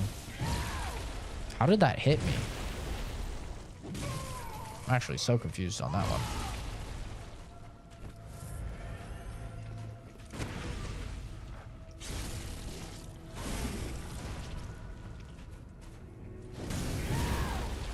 Fuck, he's usually a little slower than that. What is that? That fucking delay. Oh, I itched my nose.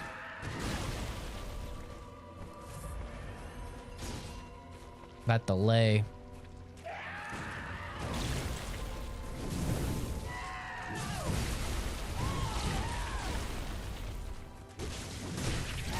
How are you not getting staggered? I've hit you so many times. Oh my god. I thought for sure he'd be staggered. That's why I kept, like, doing what I was doing. Because I was like, 100% he's going to get staggered here. He's going to get staggered here.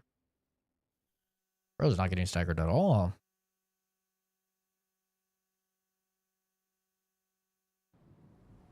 The run back is also, like, just really sucky on this boss. Actually, one of the best things that Elden Ring did was the Stakes of Marika. The Stakes of Marika are so smart. Like, you have something that's not a bonfire, but it does serve as a checkpoint. Like, right outside.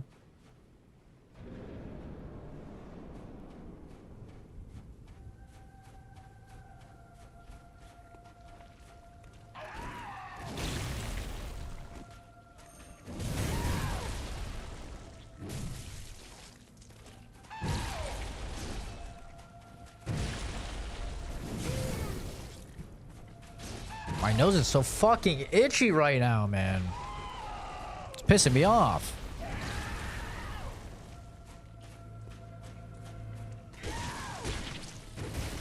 Fuck. So that goes on me. And the lightning goes on this body, I think. It doesn't actually go on him. And I don't think it goes on me either. That attack is crazy. That attack is like a 2-frame startup. It's fucking insane. How's that not a parry?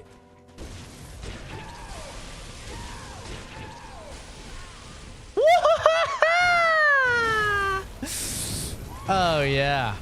Oh yeah. I'm not wasting any more blood vials on this one. That's done. Dude, this fight is absurd. This fight is absurd.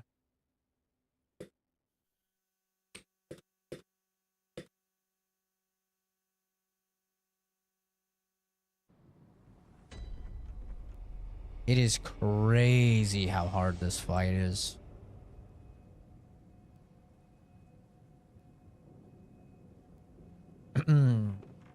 Like, there's no comparison. There is nothing in any of the Souls games that even comes remotely close to this fight. Like, if... Like, Millennia... If this is a 10, Millennia is like a 6. Maybe a 7. Nameless King is like a 5. Like, what are some other hardest bosses that people think of? Like, this fight is insane, dude.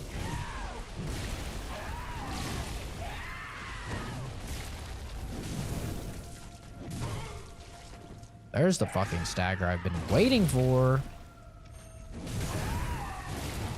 Why can't I dodge? I shouldn't be locked into a dodge animation when I do that. Heavy. That hits me. Oh my god.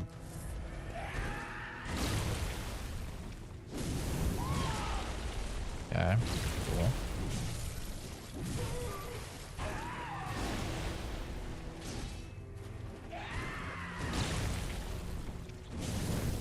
Like, going for parries, I feel like is good, but if he does that 2-frame startup attack, I'm just getting hit with it regardless. There's no way I can parry that, like, 2-frame startup attack. There's just no way. It's way too fast. It's, like, absurdly fast.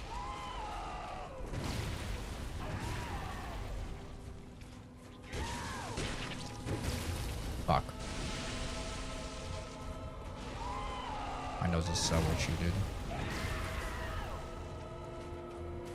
And his body moves too much during a lot of his attacks.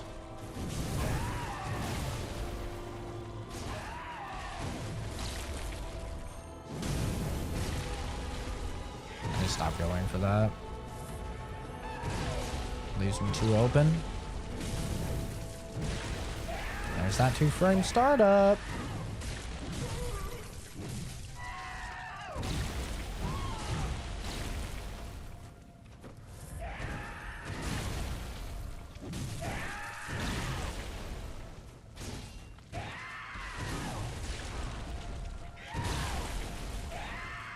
Dude, the way that he could just holy camera. If the camera would stop being the worst fucking thing I've ever seen in my entire life, that would be so sick. He got stuck on the tree.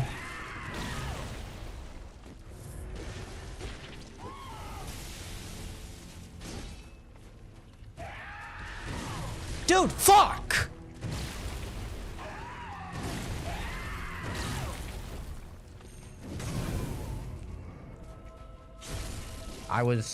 I just had to test if that works.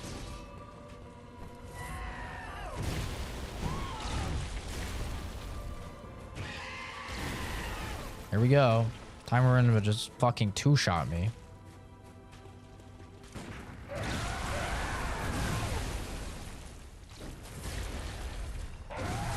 The fucking delay, man. Holy fuck.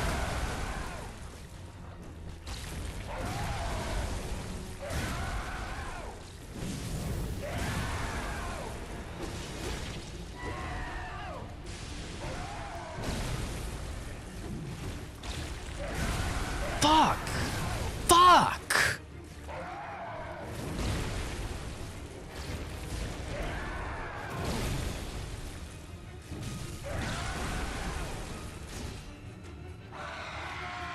What do I even do against this? Well, not that apparently. What do you do against that? I don't understand what I'm supposed to do against that. I tried to roll over it. It didn't work. I don't know what I'm supposed to do against that attack.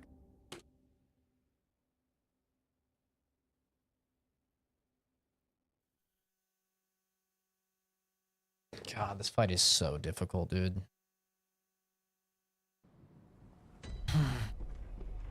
I'm gonna actually genuinely run out of healing items at this rate. Like, I actually don't have that many. I tried to buy some beforehand just because I knew this would happen, but can you kill these guys for souls? How much do they give? None.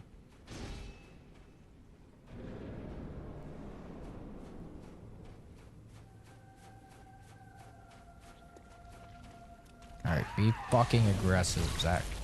That's so stupid that that has a hitbox behind it. Like, I'm going to dodge behind the fucking guy, and it's just... I get hit anyway. It's so dumb.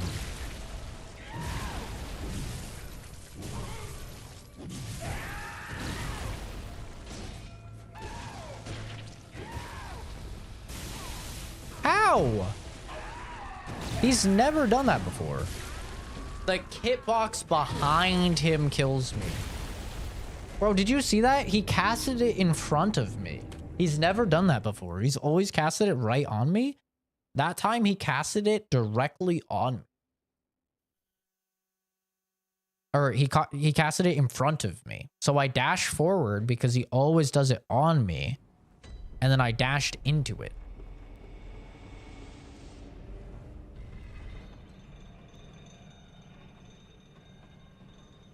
Now this fight is just absurd, man.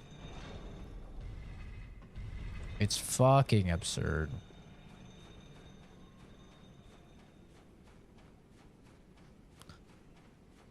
He just has so much bullshit. Like, the fact that his attacks hit behind him as well is just so fucking stupid. It's so fucking stupid. Because that happens. You dodge the attack, and then you still get hit. It's like you're supposed to dodge in. That's the whole point of Bloodborne. The whole point of Bloodborne is you dodge in. Like, it's supposed to be like, oh yeah, I'm aggressive.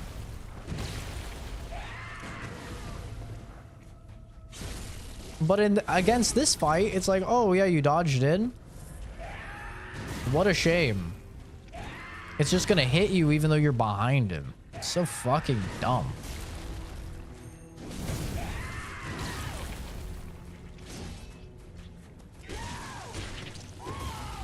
See, look, that time he cast it on me. Why did he cast it in front of me last time? What? How's that not a parry?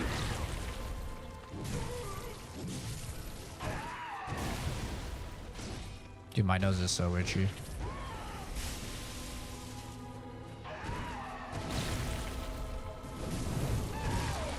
I dodged.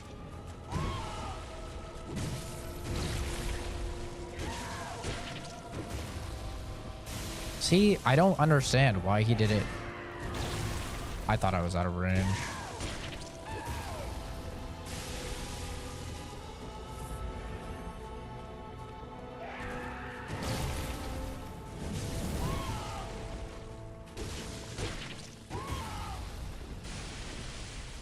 I don't understand how he works.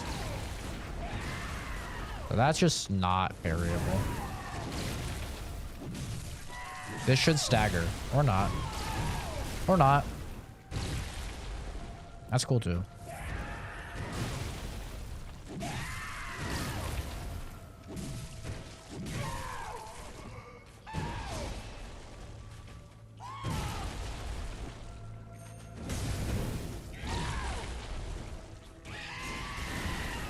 And now time to die.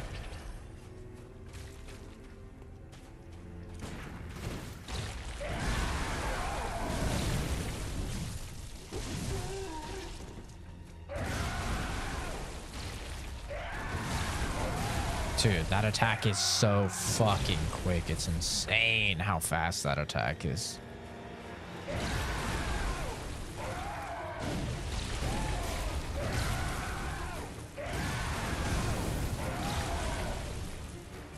Do you stop attacking ever, or?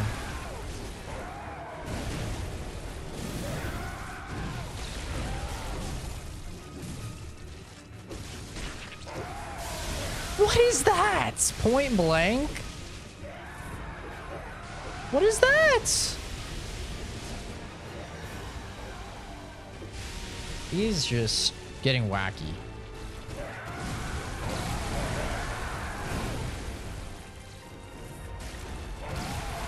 It's so fast, man. Yeah, no, that's cool.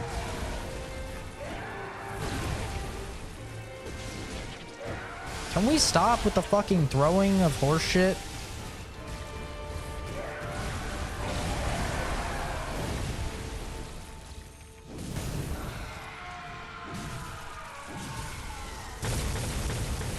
I'm so far and it still hits me.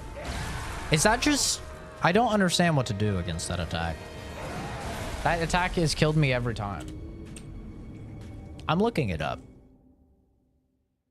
What to do against Orphan of Cause Lightning attack.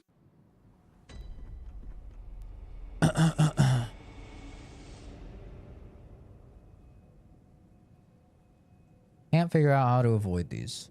The lightning take the battle to sea. You can walk on the water, which spaces out the casts of lightning and makes it much easier to avoid. For the red ball attacks, never really had a solid strat for avoiding beyond keeping a keen eye and dodging it through on reflex. For the lightning, fight him in the water during second phase. The lightning always spawns from the cause corpse. For the jump and the red goo, you really just got to learn the timing. Okay, so you have to fight in the water. Because I was going to say, I can't iframe through the lightning. I've tried it. It won't let me iframe through it. I tried that time just running away from it. That didn't work. So, all right.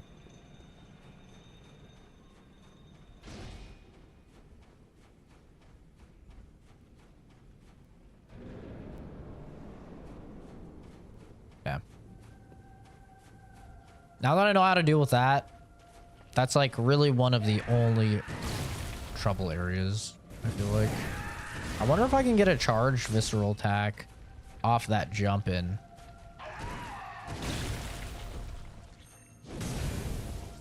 Couldn't there, but I might be able to.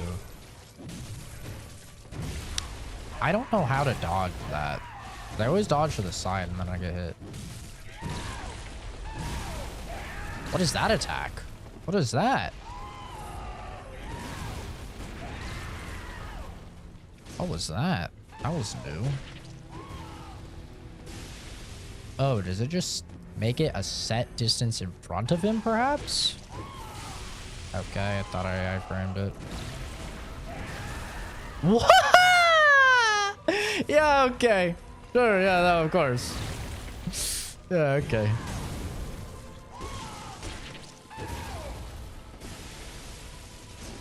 Okay, I think it might actually just be a set distance in front of him.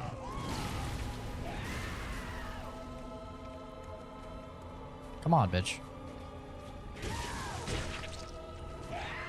He can bait with it. That's crazy.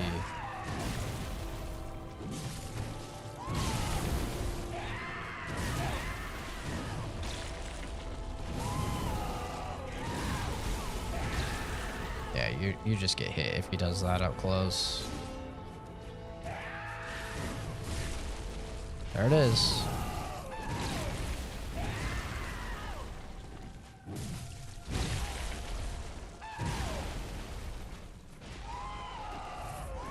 Dude, why is he doing this attack so much?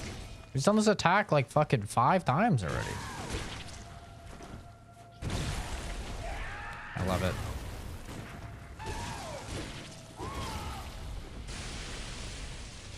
Bro gets off on trolling, I swear. Nah, you can't get it off. I thought maybe you could. Guess you can't parry that. Another thing I fucking hate in Bloodborne is that some attacks you just can't parry and there's no indication which ones it is. Like some of this guy's attacks, yeah, you can parry just fine. And then some of them it just misses.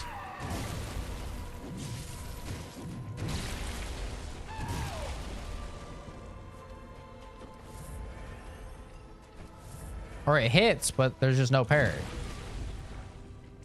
Like, okay, I can parry this.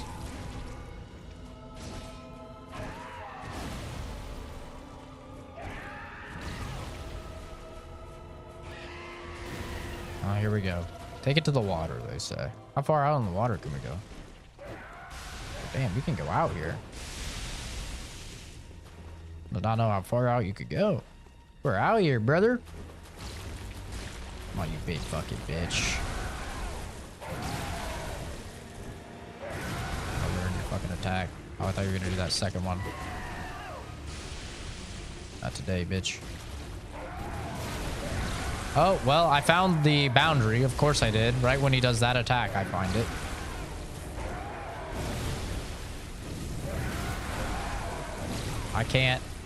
I can't see what's happening.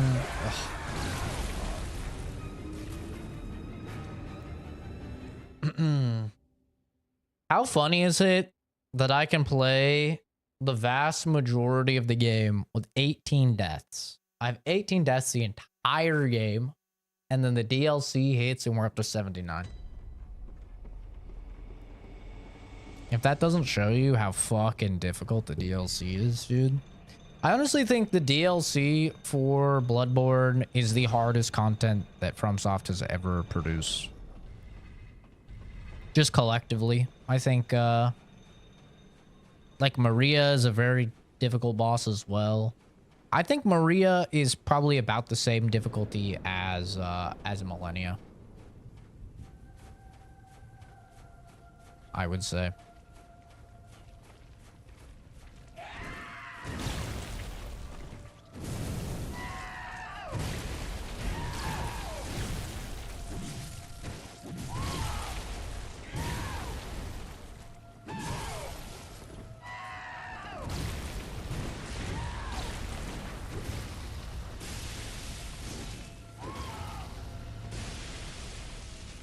Orphan of Cause is just another level. This fight is so... You could parry that? Since when? What is that?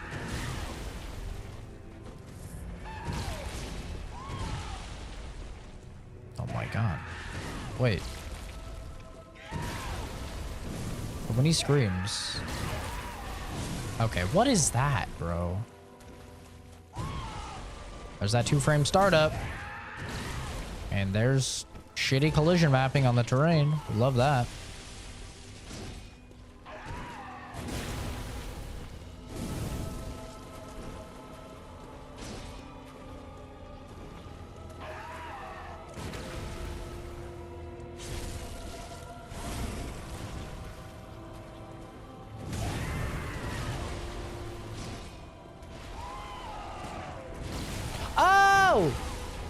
I thought I parried it!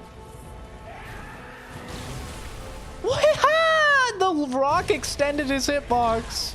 That's so cool. I love shitty collision mapping in my boss arenas. Woo! Yeah, I'm a bit of a fan.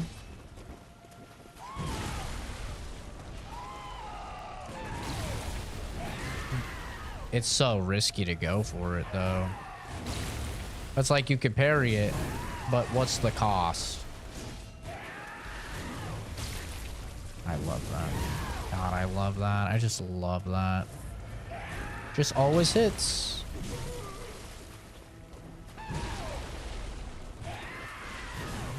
I went for the... I wanted to see if I could parry that.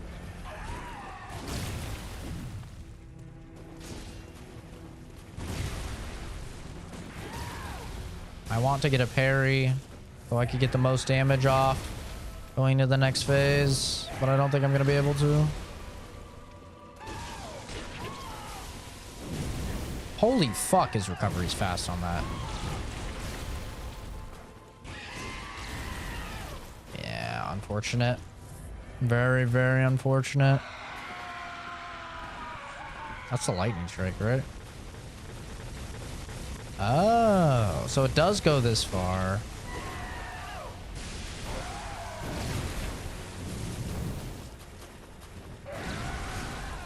Can you parry him in this state?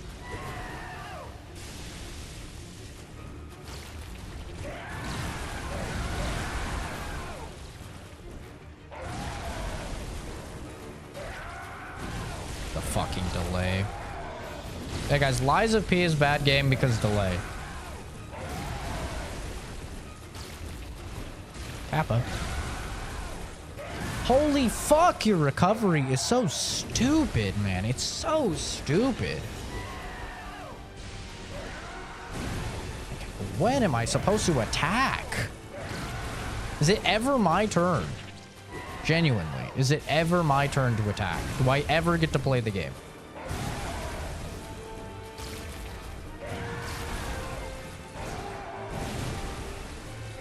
Like, apparently I can't after he does that. When am I supposed to attack? I'm on the wall. Yeah, okay. That's cool. I love that.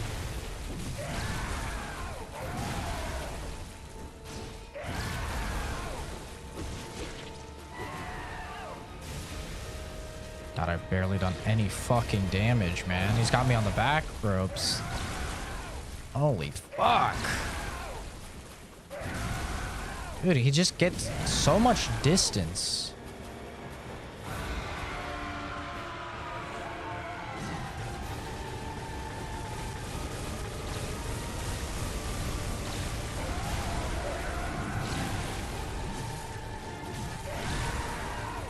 And there's like no visual indicator of that move.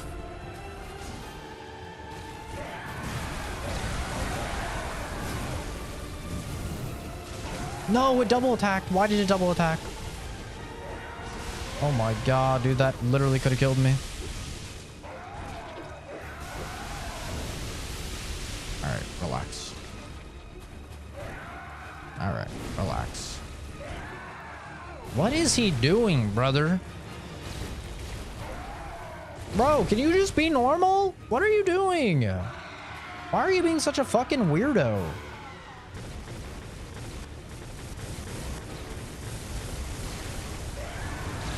Oh, this attack. Dude, the startup. Oh my. Dude, he can just cancel so much of his shit. And there's no time to heal in this fight. There's no time to punish him. There's no time for anything, man. I rolled. I actually just rolled that time, I swear. I have to go all in. I have to. Look the fuck in now!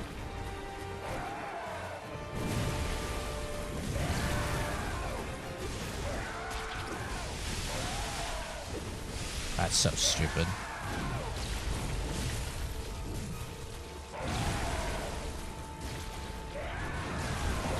Dude, that attack is impossible to dodge. That attack is actually impossible to dodge. You dodge backwards, he follows you. You dodge to the side, he follows. Fuck, dude. Fuck. This fight is so hard. I don't understand the second phase, man. I don't understand it. I don't understand when I'm supposed to attack. It just doesn't feel like there's any gaps. I'm out of blood vials. I'm out of blood vials. Another negative that the game has right here. There's no Estus. So if you die more than a few times to a boss, you're just fucked.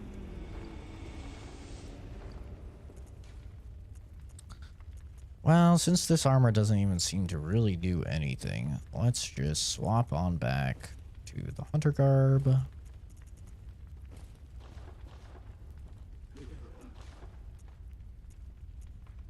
And get selling.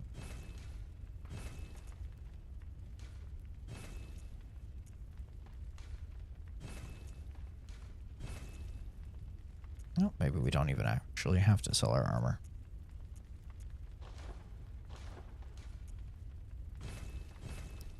$153 fucking blood vials.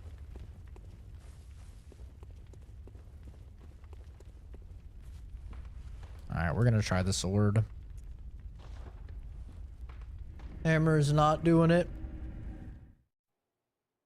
The hammer is not at all getting it.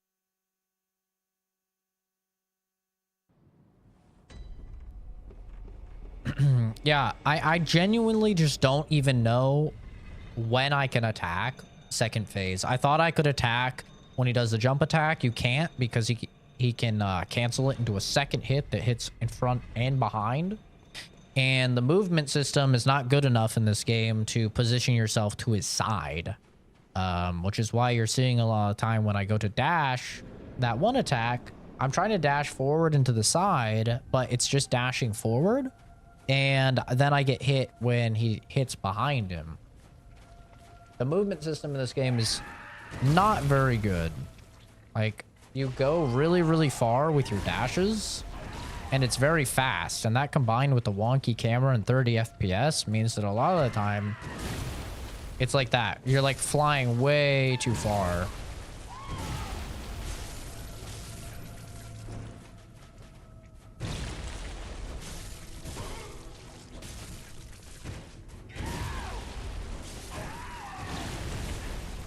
That has a lingering hitbox as it drags on the floor. I love that. The fuck out of my face, you cunt.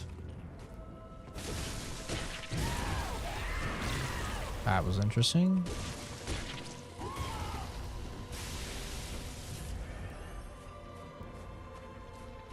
Can you not fight me over there by the trees that fuck up movement and fuck up the camera? Like the little baby trees.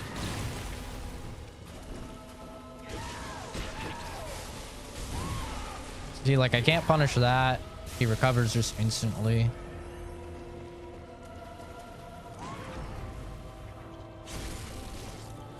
Like during the first phase, parrying is actually like pretty, it's not that hard actually. Like it's not that hard to parry him first phase. Second phase, I don't even know if I can parry him, but that literally may be my only option.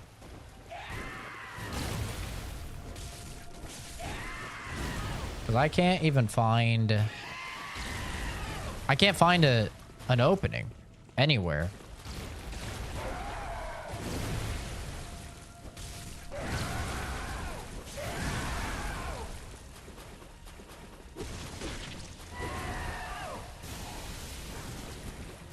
Cool. I love that. Okay, if you're close to him, you can actually dodge that move. If you're far away, you cannot dodge that move. See, so you can't punish that. Definitely can't punish that.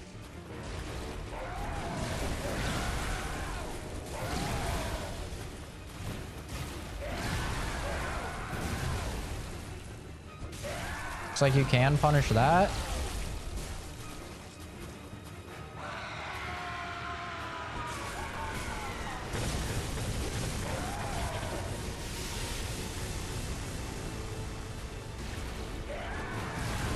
Yeah, too far away. You cannot dodge that move if you're far. And you probably can, it's just very difficult.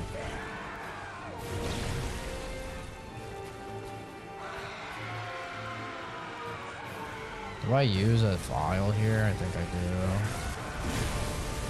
Cool.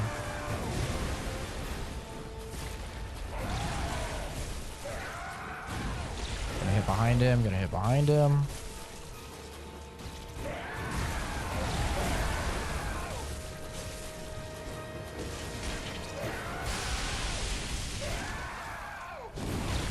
That's fucking horseshit. Having to battle the camera does not make for a good boss fight. Maybe that's a controversial one, I don't know, but feeling like I'm battling the camera is not a great feeling. Fuck, I wasn't looking.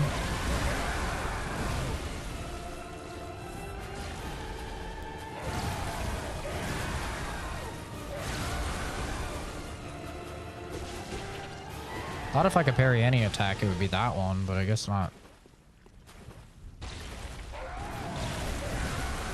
That fucking attack, man.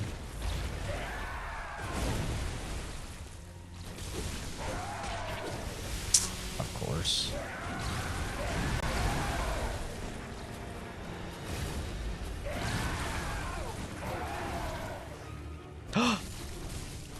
You can stagger him, but you can't fucking visceral attack him. That's so cringe. Wow, I've never seen him do that attack in my face before. I don't know where my dash was.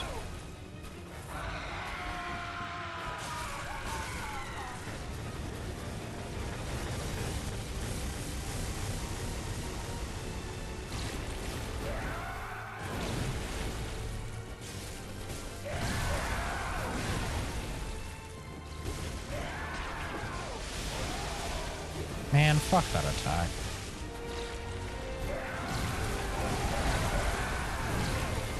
It wouldn't let me dodge.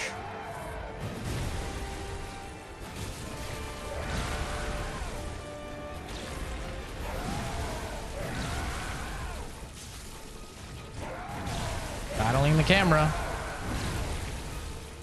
Just battling the camera here.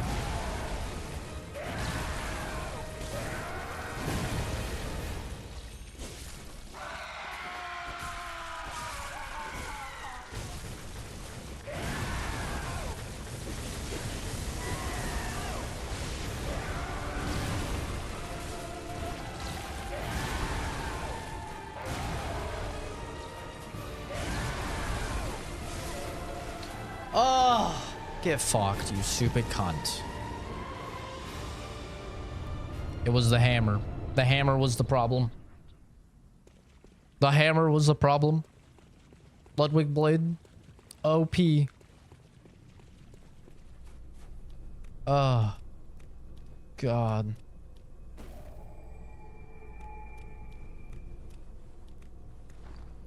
The hell does that even give me?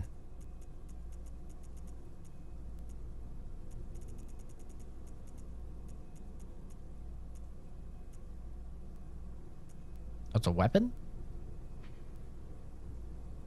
Arcane attack. The carcass of cause washed up on the coast, its insides were teeming with tiny parasites unlike any found in humans. This atypical weapon can be clasped tight and swung, but a cause parasite is said to stimulate phantasms inhabiting a lumenwood. Okay.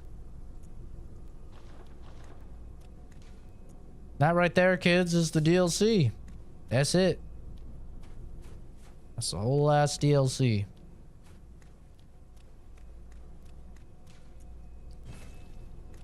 Oh, man. Yeah, that fight is insanely difficult. Insanely difficult. The first half is not that bad, but the second half is just ridiculous. And it's one of those fights where it's the worst type of fight, in my opinion, in a game like this, because it feels like you won because of RNG.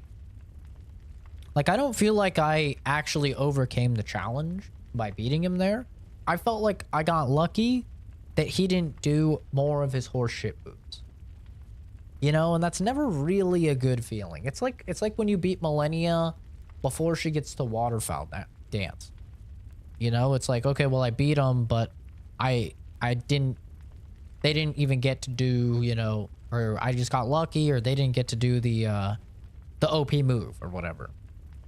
Like, that's how it feels to beat Orphan of Cause. It's like it doesn't even feel good to beat him. It's just like, yeah, well, that was a thing. I don't know. I'm not a fan. Not a fan of Orphan of Cause. I don't think Orphan of Cause is I don't think it's a good fight. Honestly. I don't think it's a good fight. I think it's Gammon away. it's shit. Very well. And at this point, we've done every single boss in the game other than Gehrman and Moon Presence. Which, speaking of Moon Presence, I don't remember if you have to do 2 or 3 of the umbilical cord.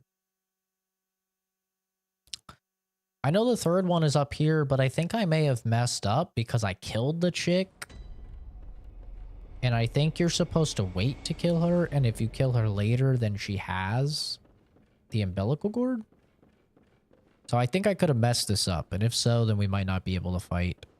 I think it is Moon Presence, I think. I think Moon Presence is like the secret final boss.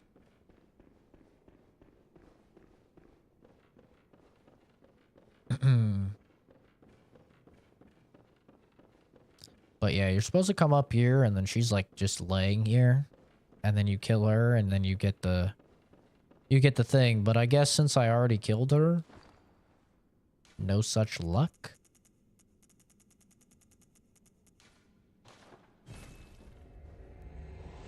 So I fucked up. Oopsie.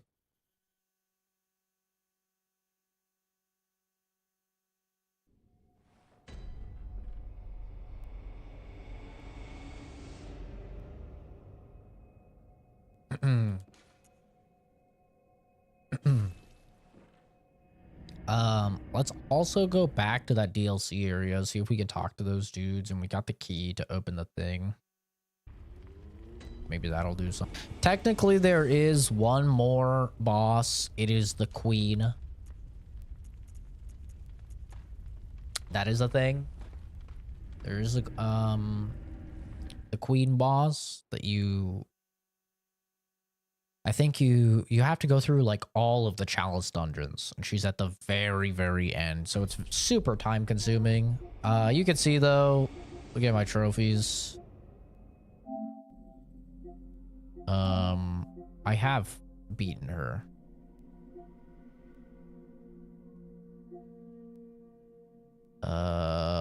If we see, yeah, right here. Defeat Yarnum, Blood Queen of the Old Labyrinth. You can see it's pretty rare. One of the more rare achievements in the game. And that's because nobody wants to go through all the challenge dungeons. It's not because it's a hard fight. I've only done it once. I don't remember it being too particularly challenging though.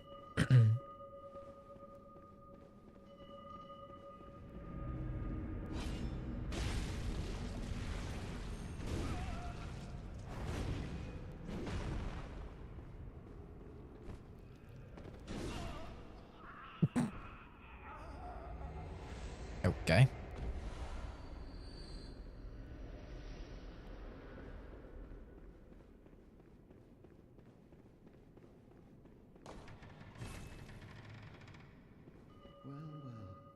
Look who's here.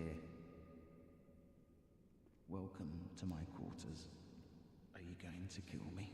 After all you've done, kill me. As if to right your wrongs. What is it? Or perhaps, well, leave off. What is it? Or, well. I'll be honest, bro. I don't know anything about the story.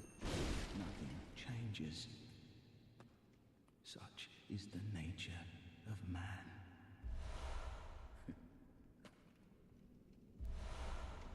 The blood letter. This is strength and blood tinge weapon.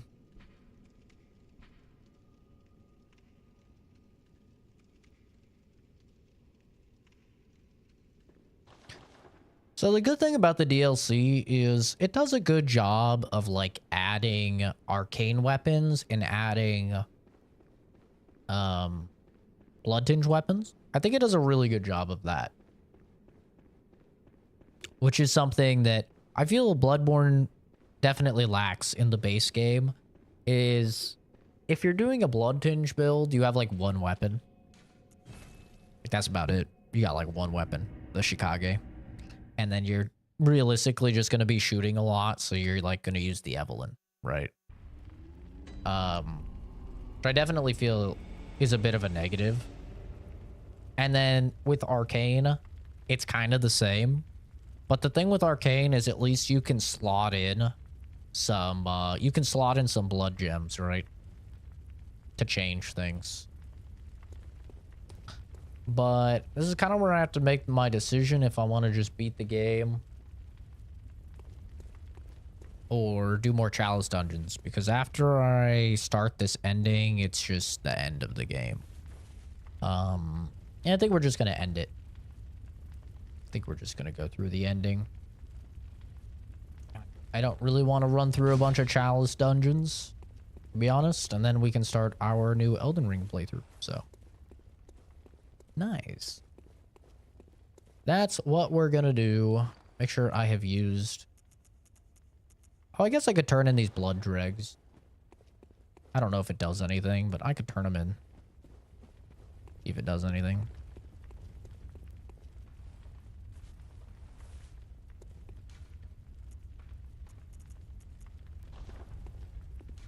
Nowhere there.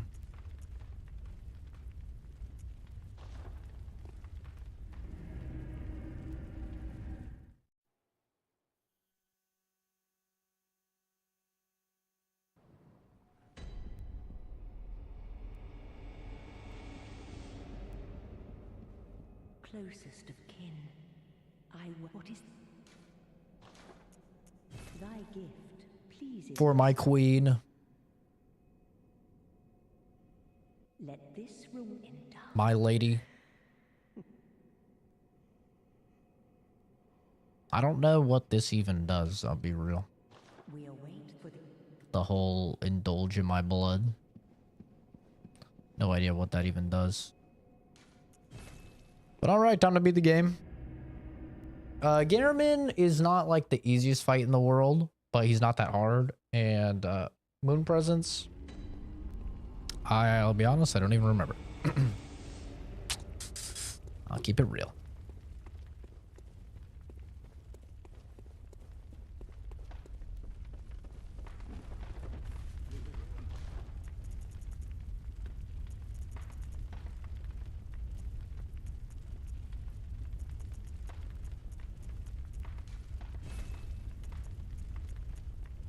I think it's so silly that, oh, you can get Maria's clothes.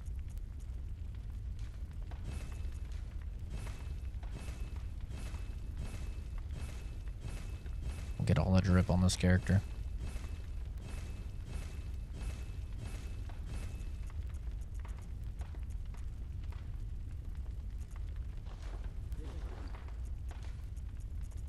Don't worry, I haven't used any of these.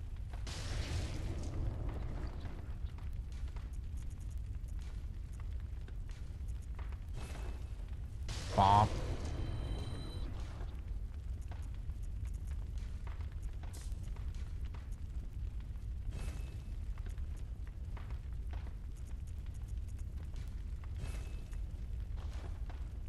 There we go.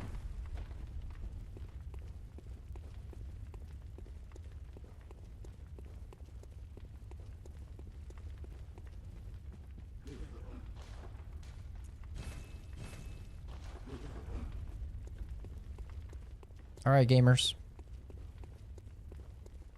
Time to end it all.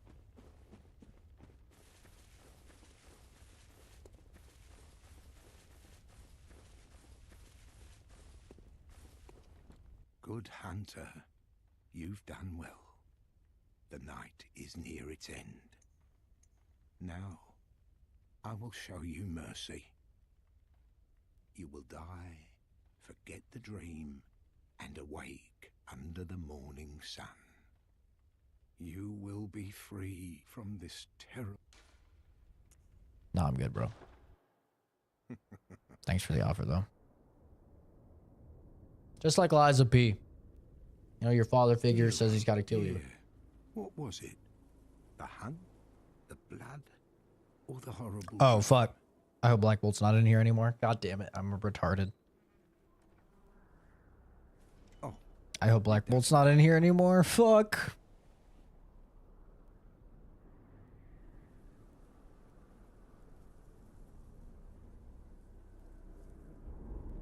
It always comes down to the hunter's helper to clean up after these sorts of messes. That's how it be. God, he's a fucking scythe. So cool. Tonight, Gammon joins the hunt. The best song in the entire game is this guy's boss music. Ow.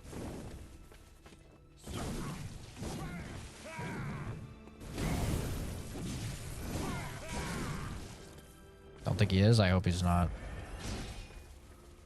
I'd feel bad because he was just saying he hasn't played it. He doesn't want spoilers. I'm like, so anyway, yeah, the end of the game.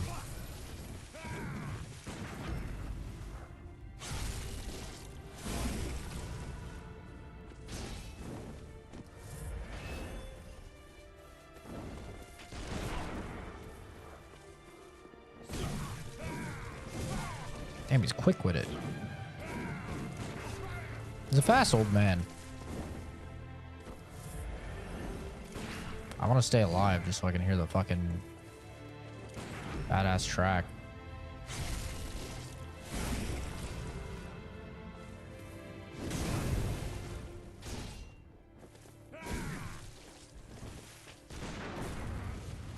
Reminds the light, Gearman.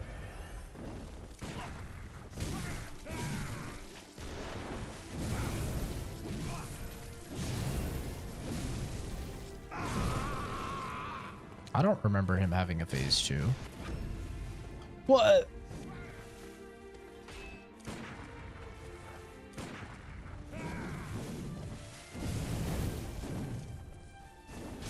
I do not remember him having a phase 2. What the? Bro just anime slashed some fucking air at me. What is he doing?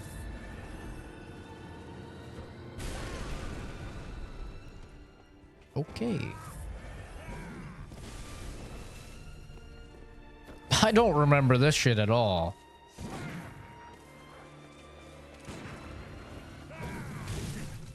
I love attacks that have hitboxes behind them. Oh, I've listened to so many hours of this song. Motherfucker.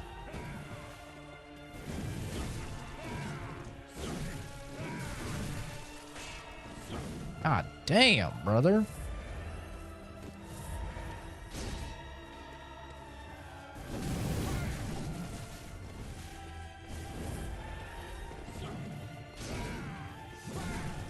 Why is it not shooting? I don't understand. I'm pressing to shoot and it's not shooting.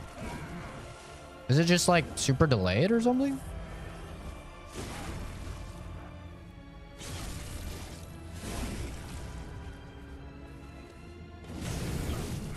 Oh, that doesn't send him flying anymore.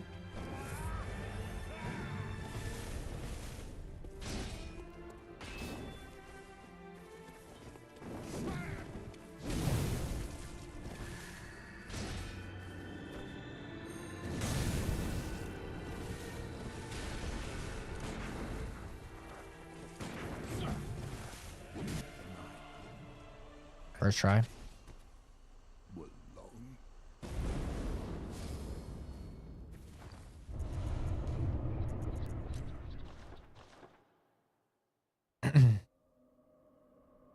It's me. Oh my god. I guess I did get the true ending. You only need 2 of the 3 umbilical cords.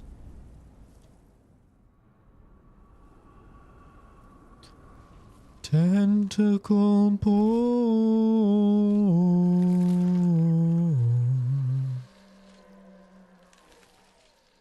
Tentacle porn.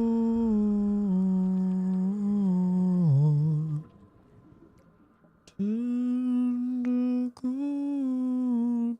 porn. Oh, wait. Do you not fight Moon Presence if you're doing the true ending? Oh, fuck. I don't think I'd fight Moon Presence. Oh, man. I think I fucked it up.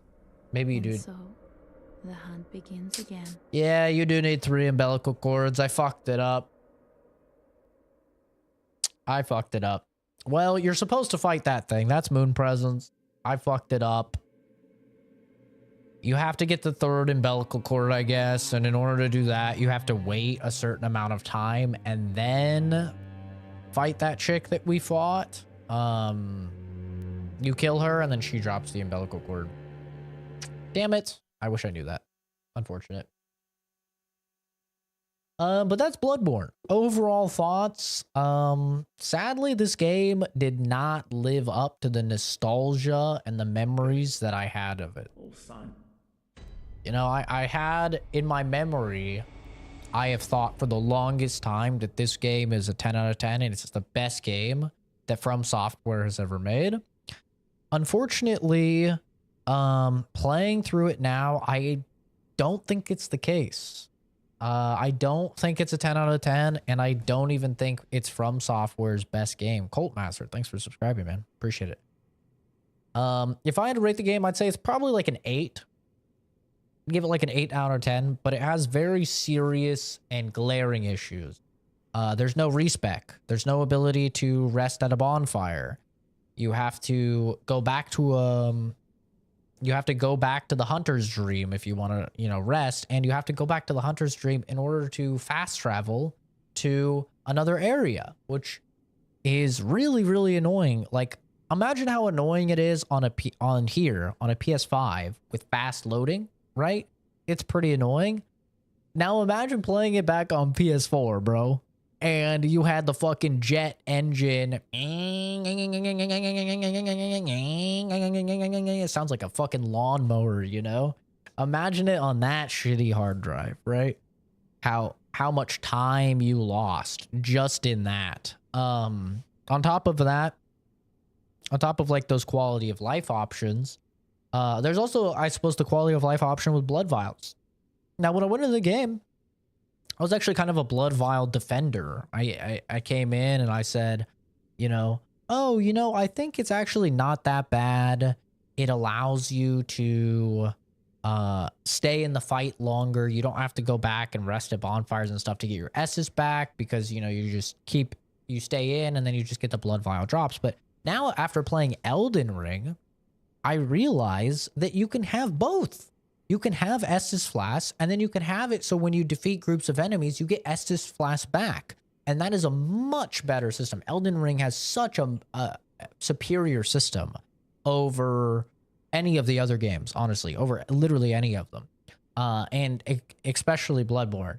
And, I mean, you saw, I did great the entire game, right? 18 deaths, literally the entire game until Hunter's Nightmare, where I doubled my deaths up to like 36. Then I was at 36 going into the DLC, and I had like well over 100 blood vials. And then you get into the DLC, and there's a huge difficulty spike. Shit is way harder in the DLC. And you're going through blood vials a lot. You're not getting a lot of blood vials. And, you know, you get to a boss and you die. You know, I had died, what, 5 times to Orphan of Cause? 6 times to Orphan of Cause? And I was already out of blood vials, right? So I think the blood vial system is just, it's not good. And we're talking about somebody that has played this game for hundreds of hours. Sure, it's been like 5 or 6 years, but, you know, I'm not exactly new to the game or anything like that. And I am significantly above average skill level. You know, that may sound funny because I have 80 deaths, but I think the average person playing through Bloodborne is, like, for their first time, is easily going to be at 150 deaths. Easily. Like, that's lowballing it. I would not be surprised if a lot of people were pushing over 200 deaths, especially if you do the DLC. If you do the DLC, I would not be surprised at all if the average person's sitting at, you know, 300 plus death. Especially Orphan of Cause. Like, that fight is just really, really difficult. So yeah, I mean, people are going to be running out of blood vials, and it sucks to be like, oh, I'm in this fight. I don't want to stop until I beat this boss. And then it's like, oh, I'm out of healing. I literally cannot fight the boss anymore unless I want to do it without healing. But, you know, if you're already getting your cock handed to you by a boss with 20 plus blood vials, yeah, I don't think you're going to be doing it with, you know, 0 blood vials, right? So I think the blood vial system is not great at all. There's a lot of the quality of life things. The 30 FPS is obviously very rough. And then graphically, this game looks like shit. Like, I'm not going to sugarcoat it, man. This game looks like shit. It has the worst anti-aliasing I have ever seen in a 2015 game. Like, I thought this game came out in like 2012, so I was going to give it a little bit of leniency. This game came out in 2015, man. This game came out the same year as Witcher 3.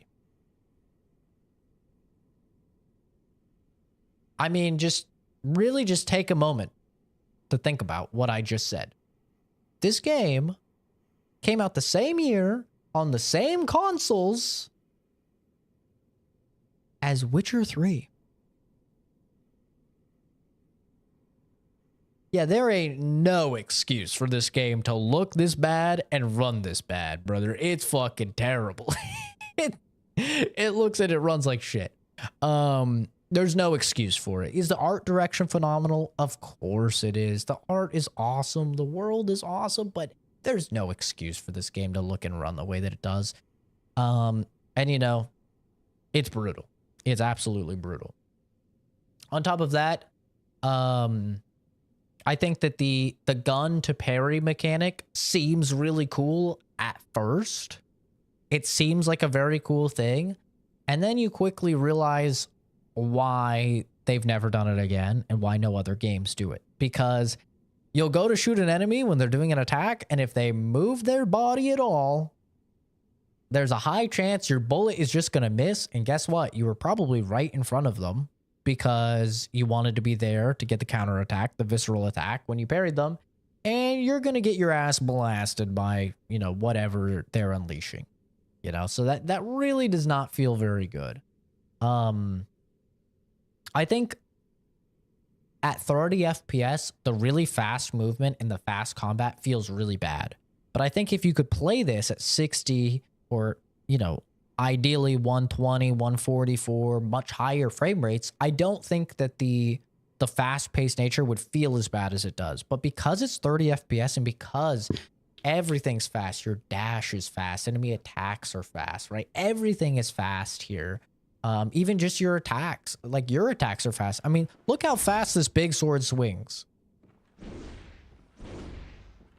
Dude, that is fast for a colossal sword in one of these games. This is really fast. And then you look at, you know, really any of the one-handed combos. These things are quick, man. These are some fast fucking combos. They're fast attacks on your end, fast attacks on the enemy's end, fast dashes. And all of that combined with 30 FPS is just gross. It's really gross. It's stinky, poopy, nasty. Not a fan. Second, my father's calling me. Hello. Hi.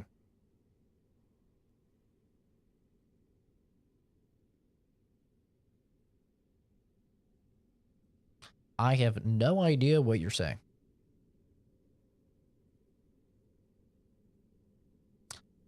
I heard 4 minutes.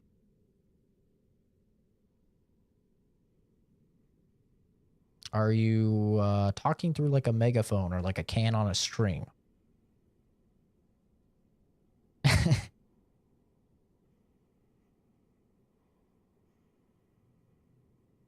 I can hear you much better, yes. Oh. Perfect. Sounds good. Love you. Bye-bye. I could not understand anything you were saying. Oh, I had 2 tin cans and a fucking string connecting them. But yeah. So, you know, essentially, on top of all of my complaints, like the fast pace, I think the fast pace is good if the FPS was better. And then my final complaint is just some of the areas are just poo-poo doo-doo dog shit garbage, and some of the regular mobs are poo-poo doo-doo dog shit garbage. Nightmare's Frontier, I complained a lot playing Elden Ring about some of the areas. I would rather spend 3 hours of my 60 hours of Elden Ring going through a Scarlet Rot swamp. That Scarlet Rot area was like the worst area in the game, in my opinion. I'd rather spend 3 fucking hours in that area than even touch with a 10-foot pole the Nightmare Frontier in this game. The Nightmare Frontier is such a bad level. It is so turbo bad. It is insane. It's almost staggering. Like that it's so bad I blocked it out of my memory. It's like I was touched as a child and it got put into a lockbox and I just never wanted to remember it again. I repressed it to the deepest recesses of my psyche so that I wouldn't have to endure the mental trauma of thinking about it. It's that bad. I mean, it's genuinely horrible. It is the worst area I've played in a video game in a very long time. Possibly top 5, top 3 worst ever. It's full of poison. You're slow going through the area. There's a bunch of dickheads throwing giant rocks at you. If any of those rocks hits you, it's an insta-kill. You're dead. Even with the heaviest armor in the game, even with like 40 vigor, you're just dead. So that's cool. Very fun. On top of that, there's a bunch of little fucking wormy things spitting poison, attacking you. That's terrible. On top of that, there's a bunch of these really fast little werewolf dog things that breathe fire and can explode in electricity and can extend their claws and slash you. That's terrible. On top of that, there's all of the la la la la la ladies that build up frenzy and insta-kill you. That's terrible. On top of that, for some reason, they thought it would be a great idea to make it so the little creatures that run away from you and you kill them, and then they give you smithing stones. They thought, hey, wouldn't it be a good idea if they not only run away from you, but they also beat your ass? They also spit shit at you as they're running away, and they slap you across the face, and you think, okay, well, it's just a little loot goblin. You know, it's not going to do that much damage. No, it does over half your fucking health. And you have to get close to them to attack them. And they're just, can't touch me, can't touch me, can't touch me. It's terrible. It is terrible. On top of that, oh yeah, I forgot, there's a bunch of fucking ledges that you could just fall off of and just insta-die as well. It's so bad. It is so bad, guys. It's terrible. That level alone dropped this game from a 10 out of 10 to a 9 out of 10. Alone. That's how bad it is. It's so bad. And then a lot of the normal mobs are just AIDS. I mean, there's not really a nice way to say it. They're fucking AIDS. Why on earth are those fish weird things in the DLC that, you know, have the anchors and stuff? Why are those guys harder than like every single boss in the game? They have like well over 6,000 HP. No, they probably have about 6,000 HP, 5 or 6,000 HP. They'll one combo you, two shot you from any of their attacks. All of their attacks are delayed. They can't be parried. And you have to fight multiple of them at the same time. It's terrible. Anyway, I gotta go grab this. I'll be right back.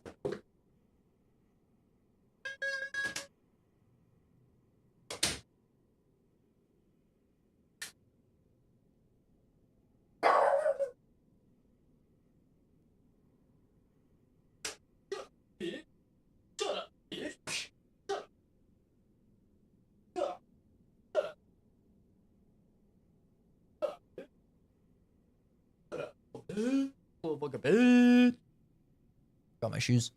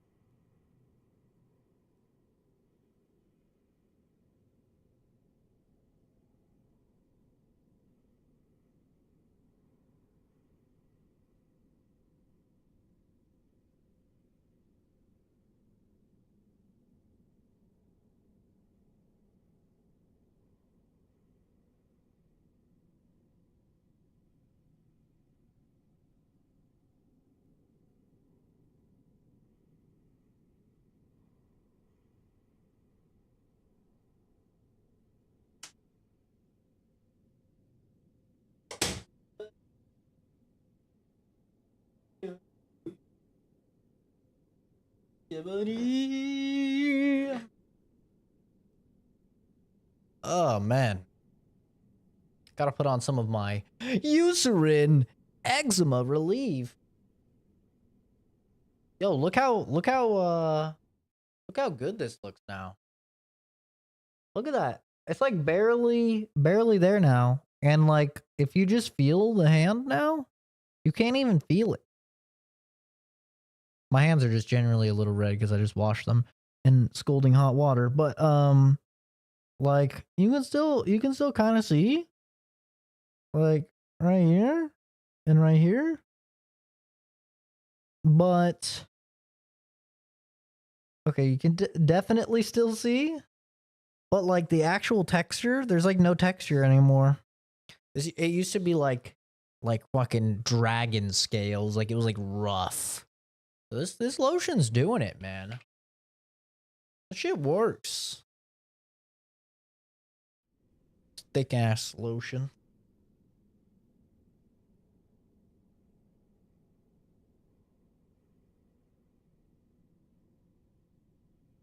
That's a lot. I think I put on too much. Oh no. Hey, knock it off, man. You're being gross. What's wrong with you?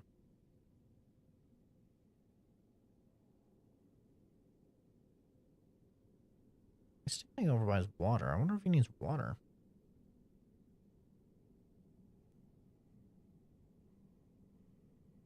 I gotta put a little right here. You know what I'm saying? This spot where my mustache grows, this shit gets so dry for some reason after I shave. I have no idea why, but it like it's like absurdly dry.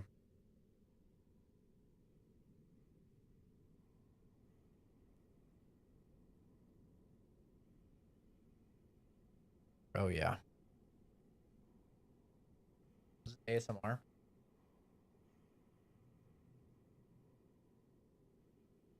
Hey guys, today we're gonna be making hand sound. Nah, it doesn't pick it up. Okay,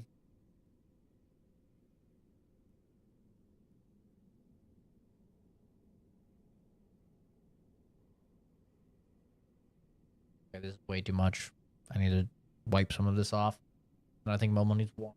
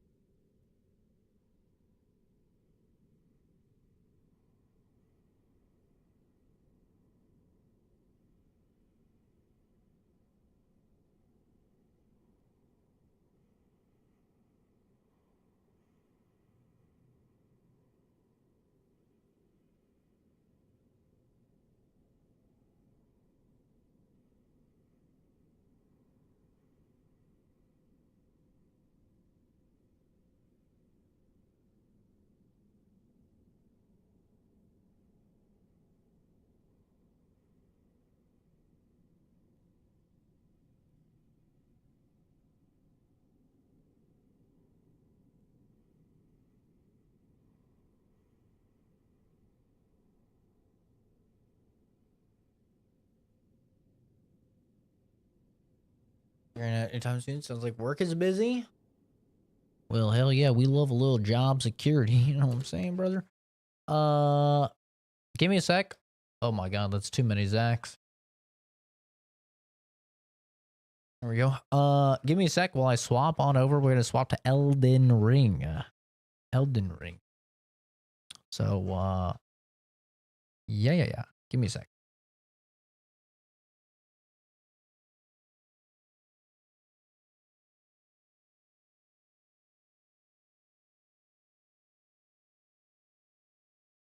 My microphone will be muted because I'm gonna be moving it. And it's gonna be loud.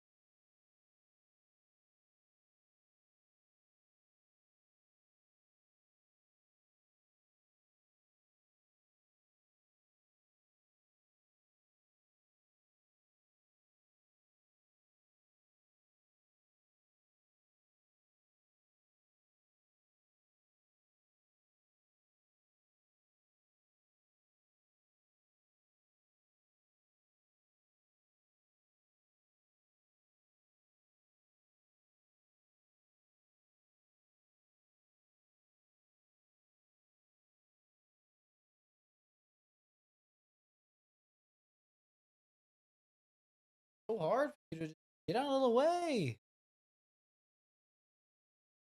Puppy dog.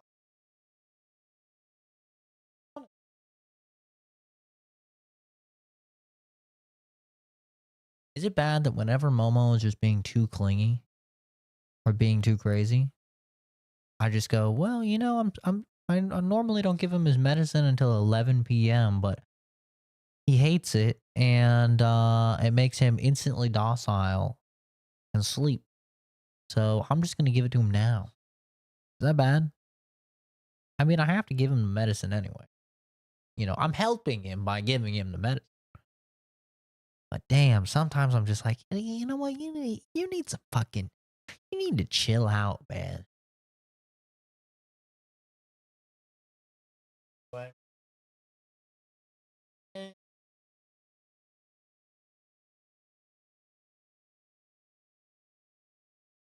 We be swapping things. There's a lot of work that goes into this.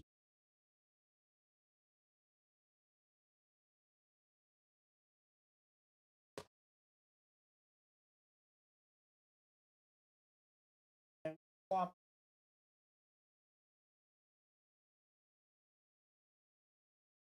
Yeah, you know how it be. Indeed, be swapping things. Oh, in there, baby.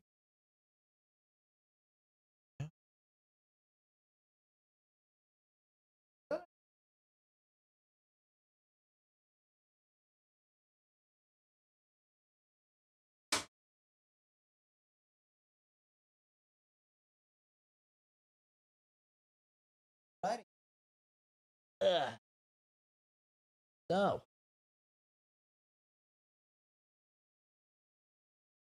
here's the plan. We're gonna play Elden Ring. I need to make a new thumbnail though, because it's no longer my first playthrough of Elden.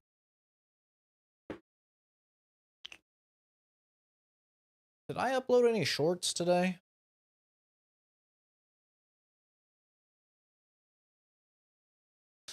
I don't think I did. Did I? I don't think I uploaded any shorts today. Let's take a gander.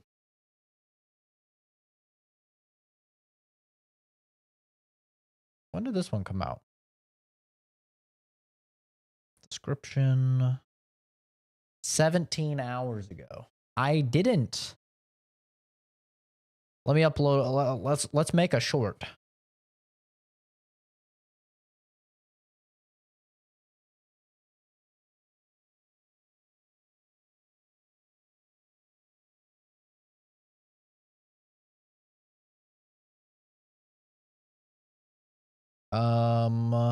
How much is left? 44 seconds on the stalker.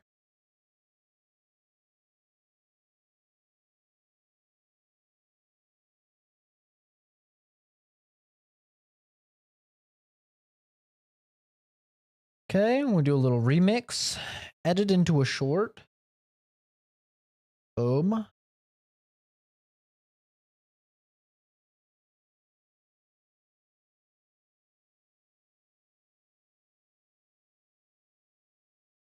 Gonna play or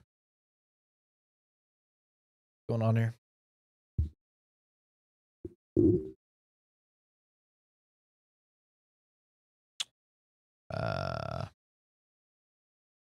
Or it's not playing.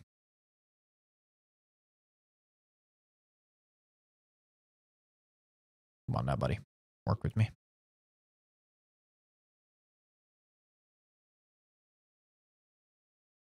What's going on here?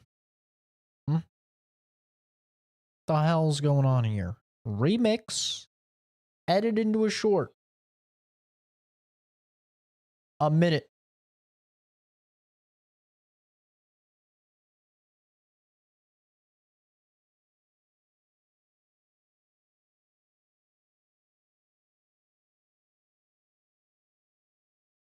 I don't know why this is bugging out.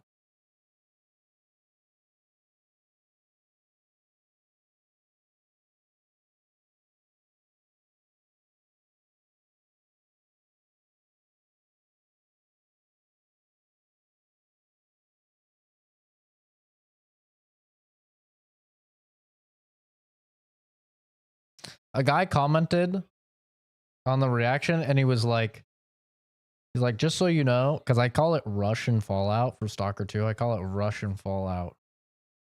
He's like, it's actually Ukrainian. I so badly wanted to be like, brother, nobody can tell the difference. I didn't, but I'm just saying, if you were to ask any of the 300 million Americans if they could tell you the difference between a Ukrainian and a Russian, I would be surprised if you could find 10 that weren't Ukrainian. I'm just saying, man.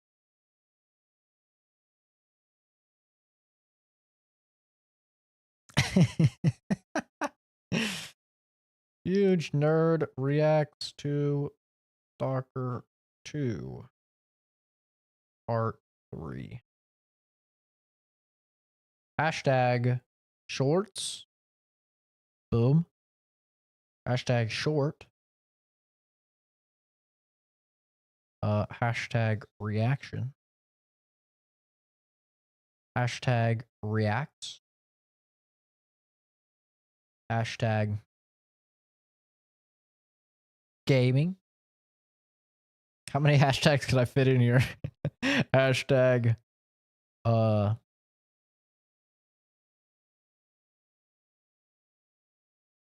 Xbox.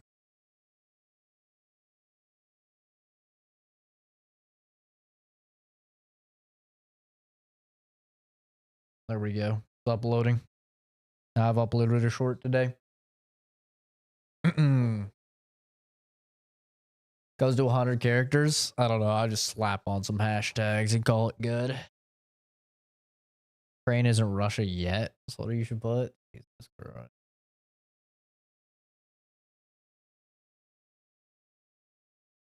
I'm not being toxic or anything. I'm just saying, like, nobody can tell the difference between Ukrainians and Russians. It's like, and this is another hot button one.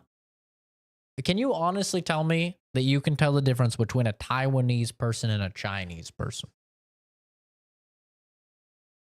No, we can't, bro. We can't, okay? I know you're not supposed to say it. They hate each other, yada, yada. I'm just saying, we can't tell the difference, man.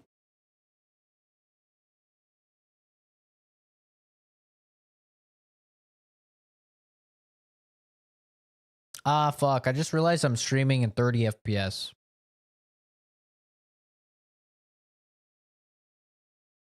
Oh, I really don't want to stream Elden Ring in 30.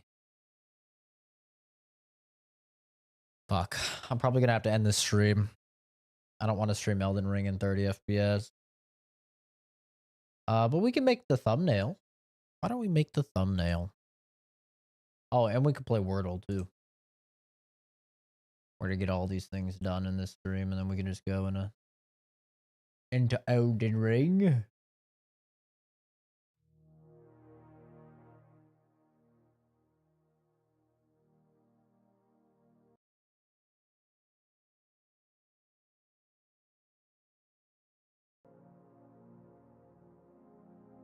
There we go. Elden Ring 1920 by 1080.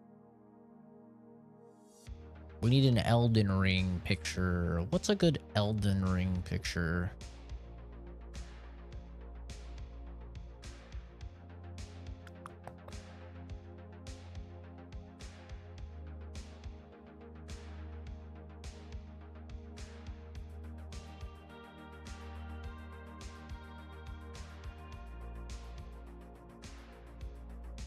Have I seen your short today? I don't think I have, no, because I started early today, so.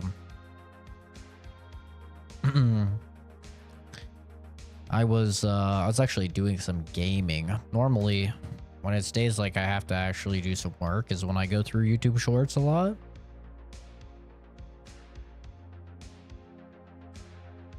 I saw your one that was like a fucking slur.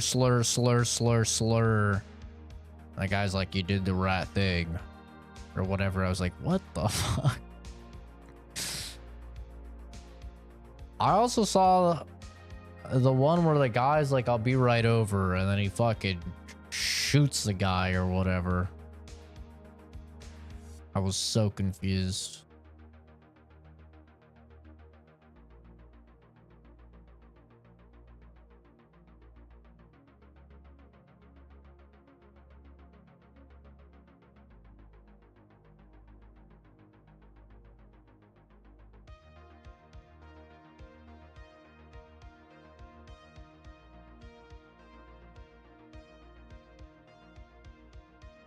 Get a little Melina.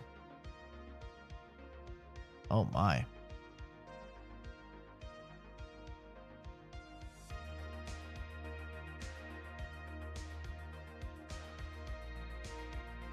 Bro, why is Melina so hot and like just barely in the game? For real, what's up with that?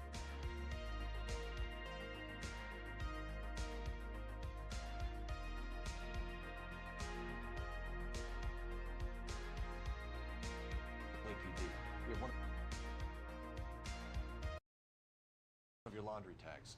Can you tell us who it might belong to? Are you kidding? I got work to do, Mac. Here's the customer book. Knock yourself out. LAPD. We have one of your laundry tags. Can you tell us who it might belong to? Are you kidding? I got work to do, Mac. Here's the customer book. Knock yourself out. LAPD. We have one of your laundry tags.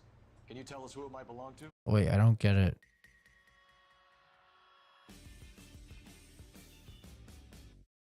Wait, fuck. I just got copyright flagged. God damn it. Oh, I probably did actually with the Dragon Age thing. It might be good. I don't get it.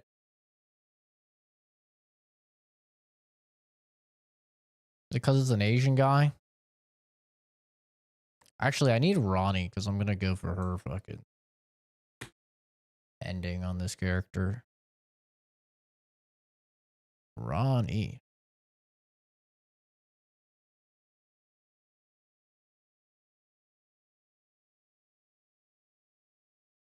Nice.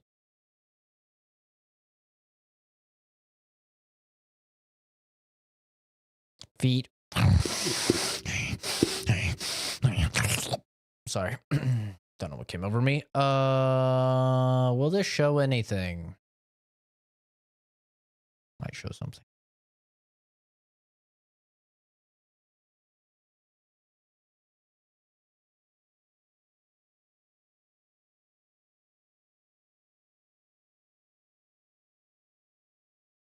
No, we were good. It didn't show anything.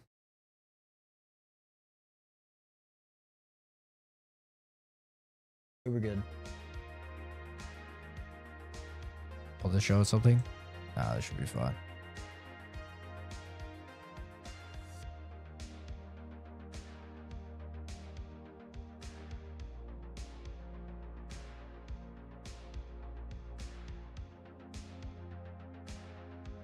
Ronnie.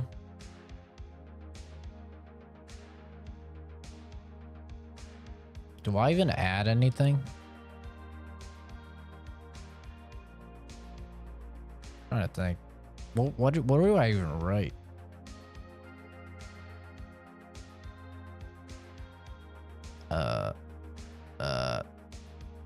DLC prep, I guess.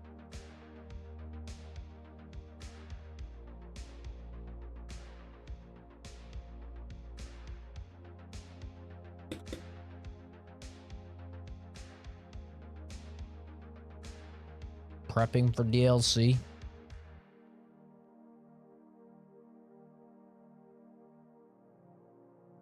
Yeah, we'll say prepping for DLC.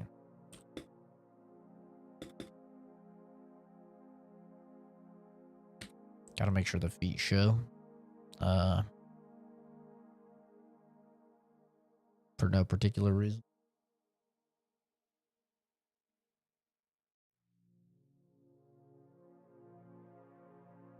Just the Asian voice. It sounds like they did a competition on who does the best Chinese accent. Just have whoever won do it. Wait, did he even have an accent? I didn't even hear an accent.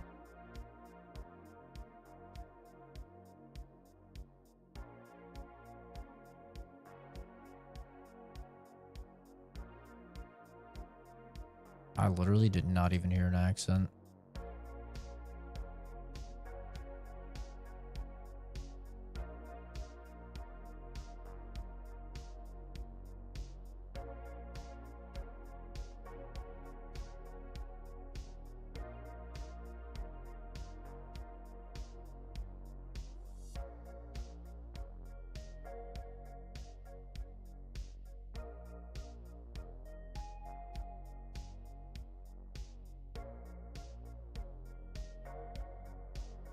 I don't hear it. I didn't.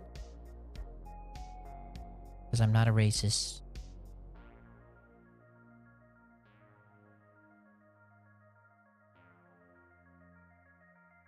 Alright. Let's play Wordle. Then we'll start the new Elden Ring playthrough. Wordle! I've not played a Wordle in a minute.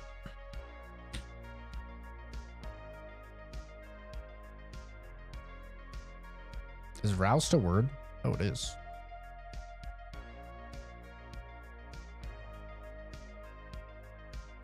Okay.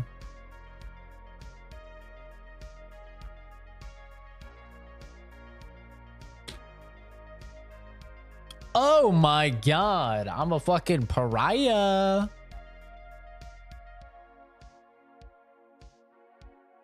Okay, this is possible for us to get a 3-guesser. All right, we need to think about this. So it doesn't start with T, it doesn't start with R.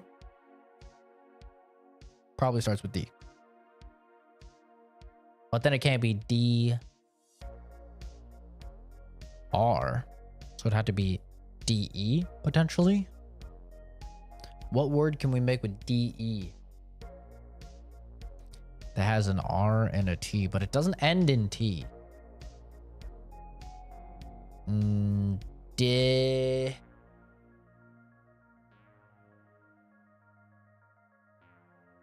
D E. Trend can't start with T, and the second letter can't be R. Could end with D though.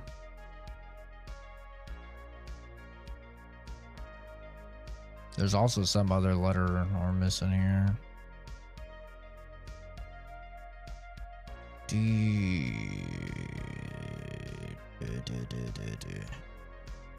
R D E T.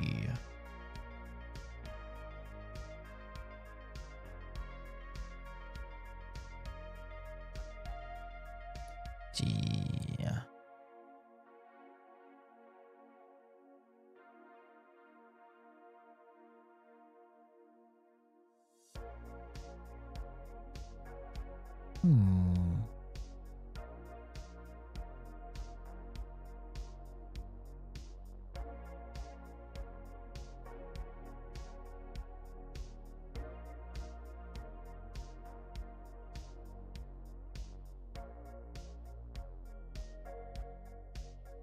Doesn't end with T. It's interesting.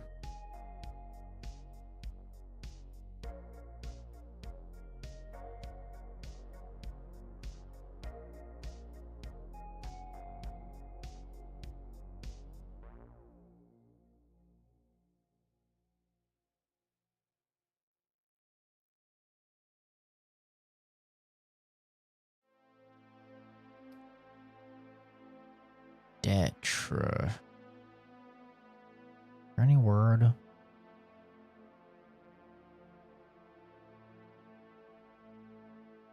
Detra. Detri? Detri a word?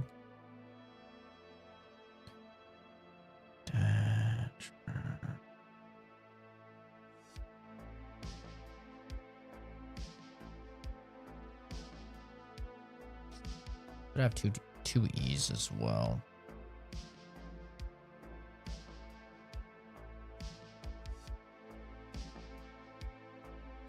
Deter. Could be deter. Boom. The double E. Ba-ba-boo.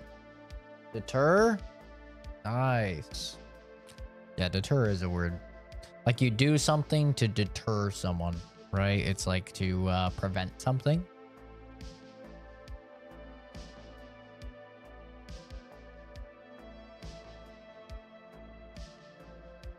Like, I have a Trump flag on my yard to deter the libtards from coming over.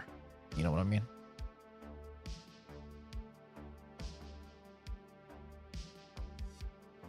I don't, by the way. Because I don't have a lawn. I'm in Arizona. It's sand and rocks and hellish heat. And it's miserable. Okay.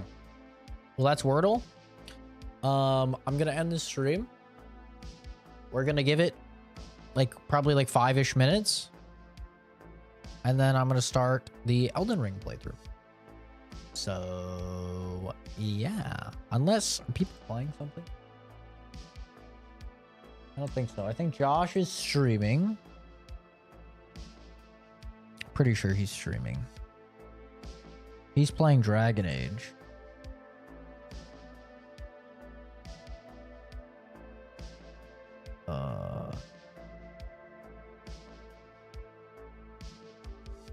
Yeah. I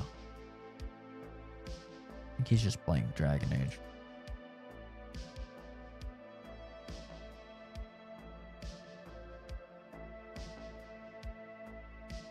Alrighty. So yeah, we're gonna end the stream and then we'll start a new one. Playing some Elden Ring. I will see you guys there in 5-ish minutes. Bye bye.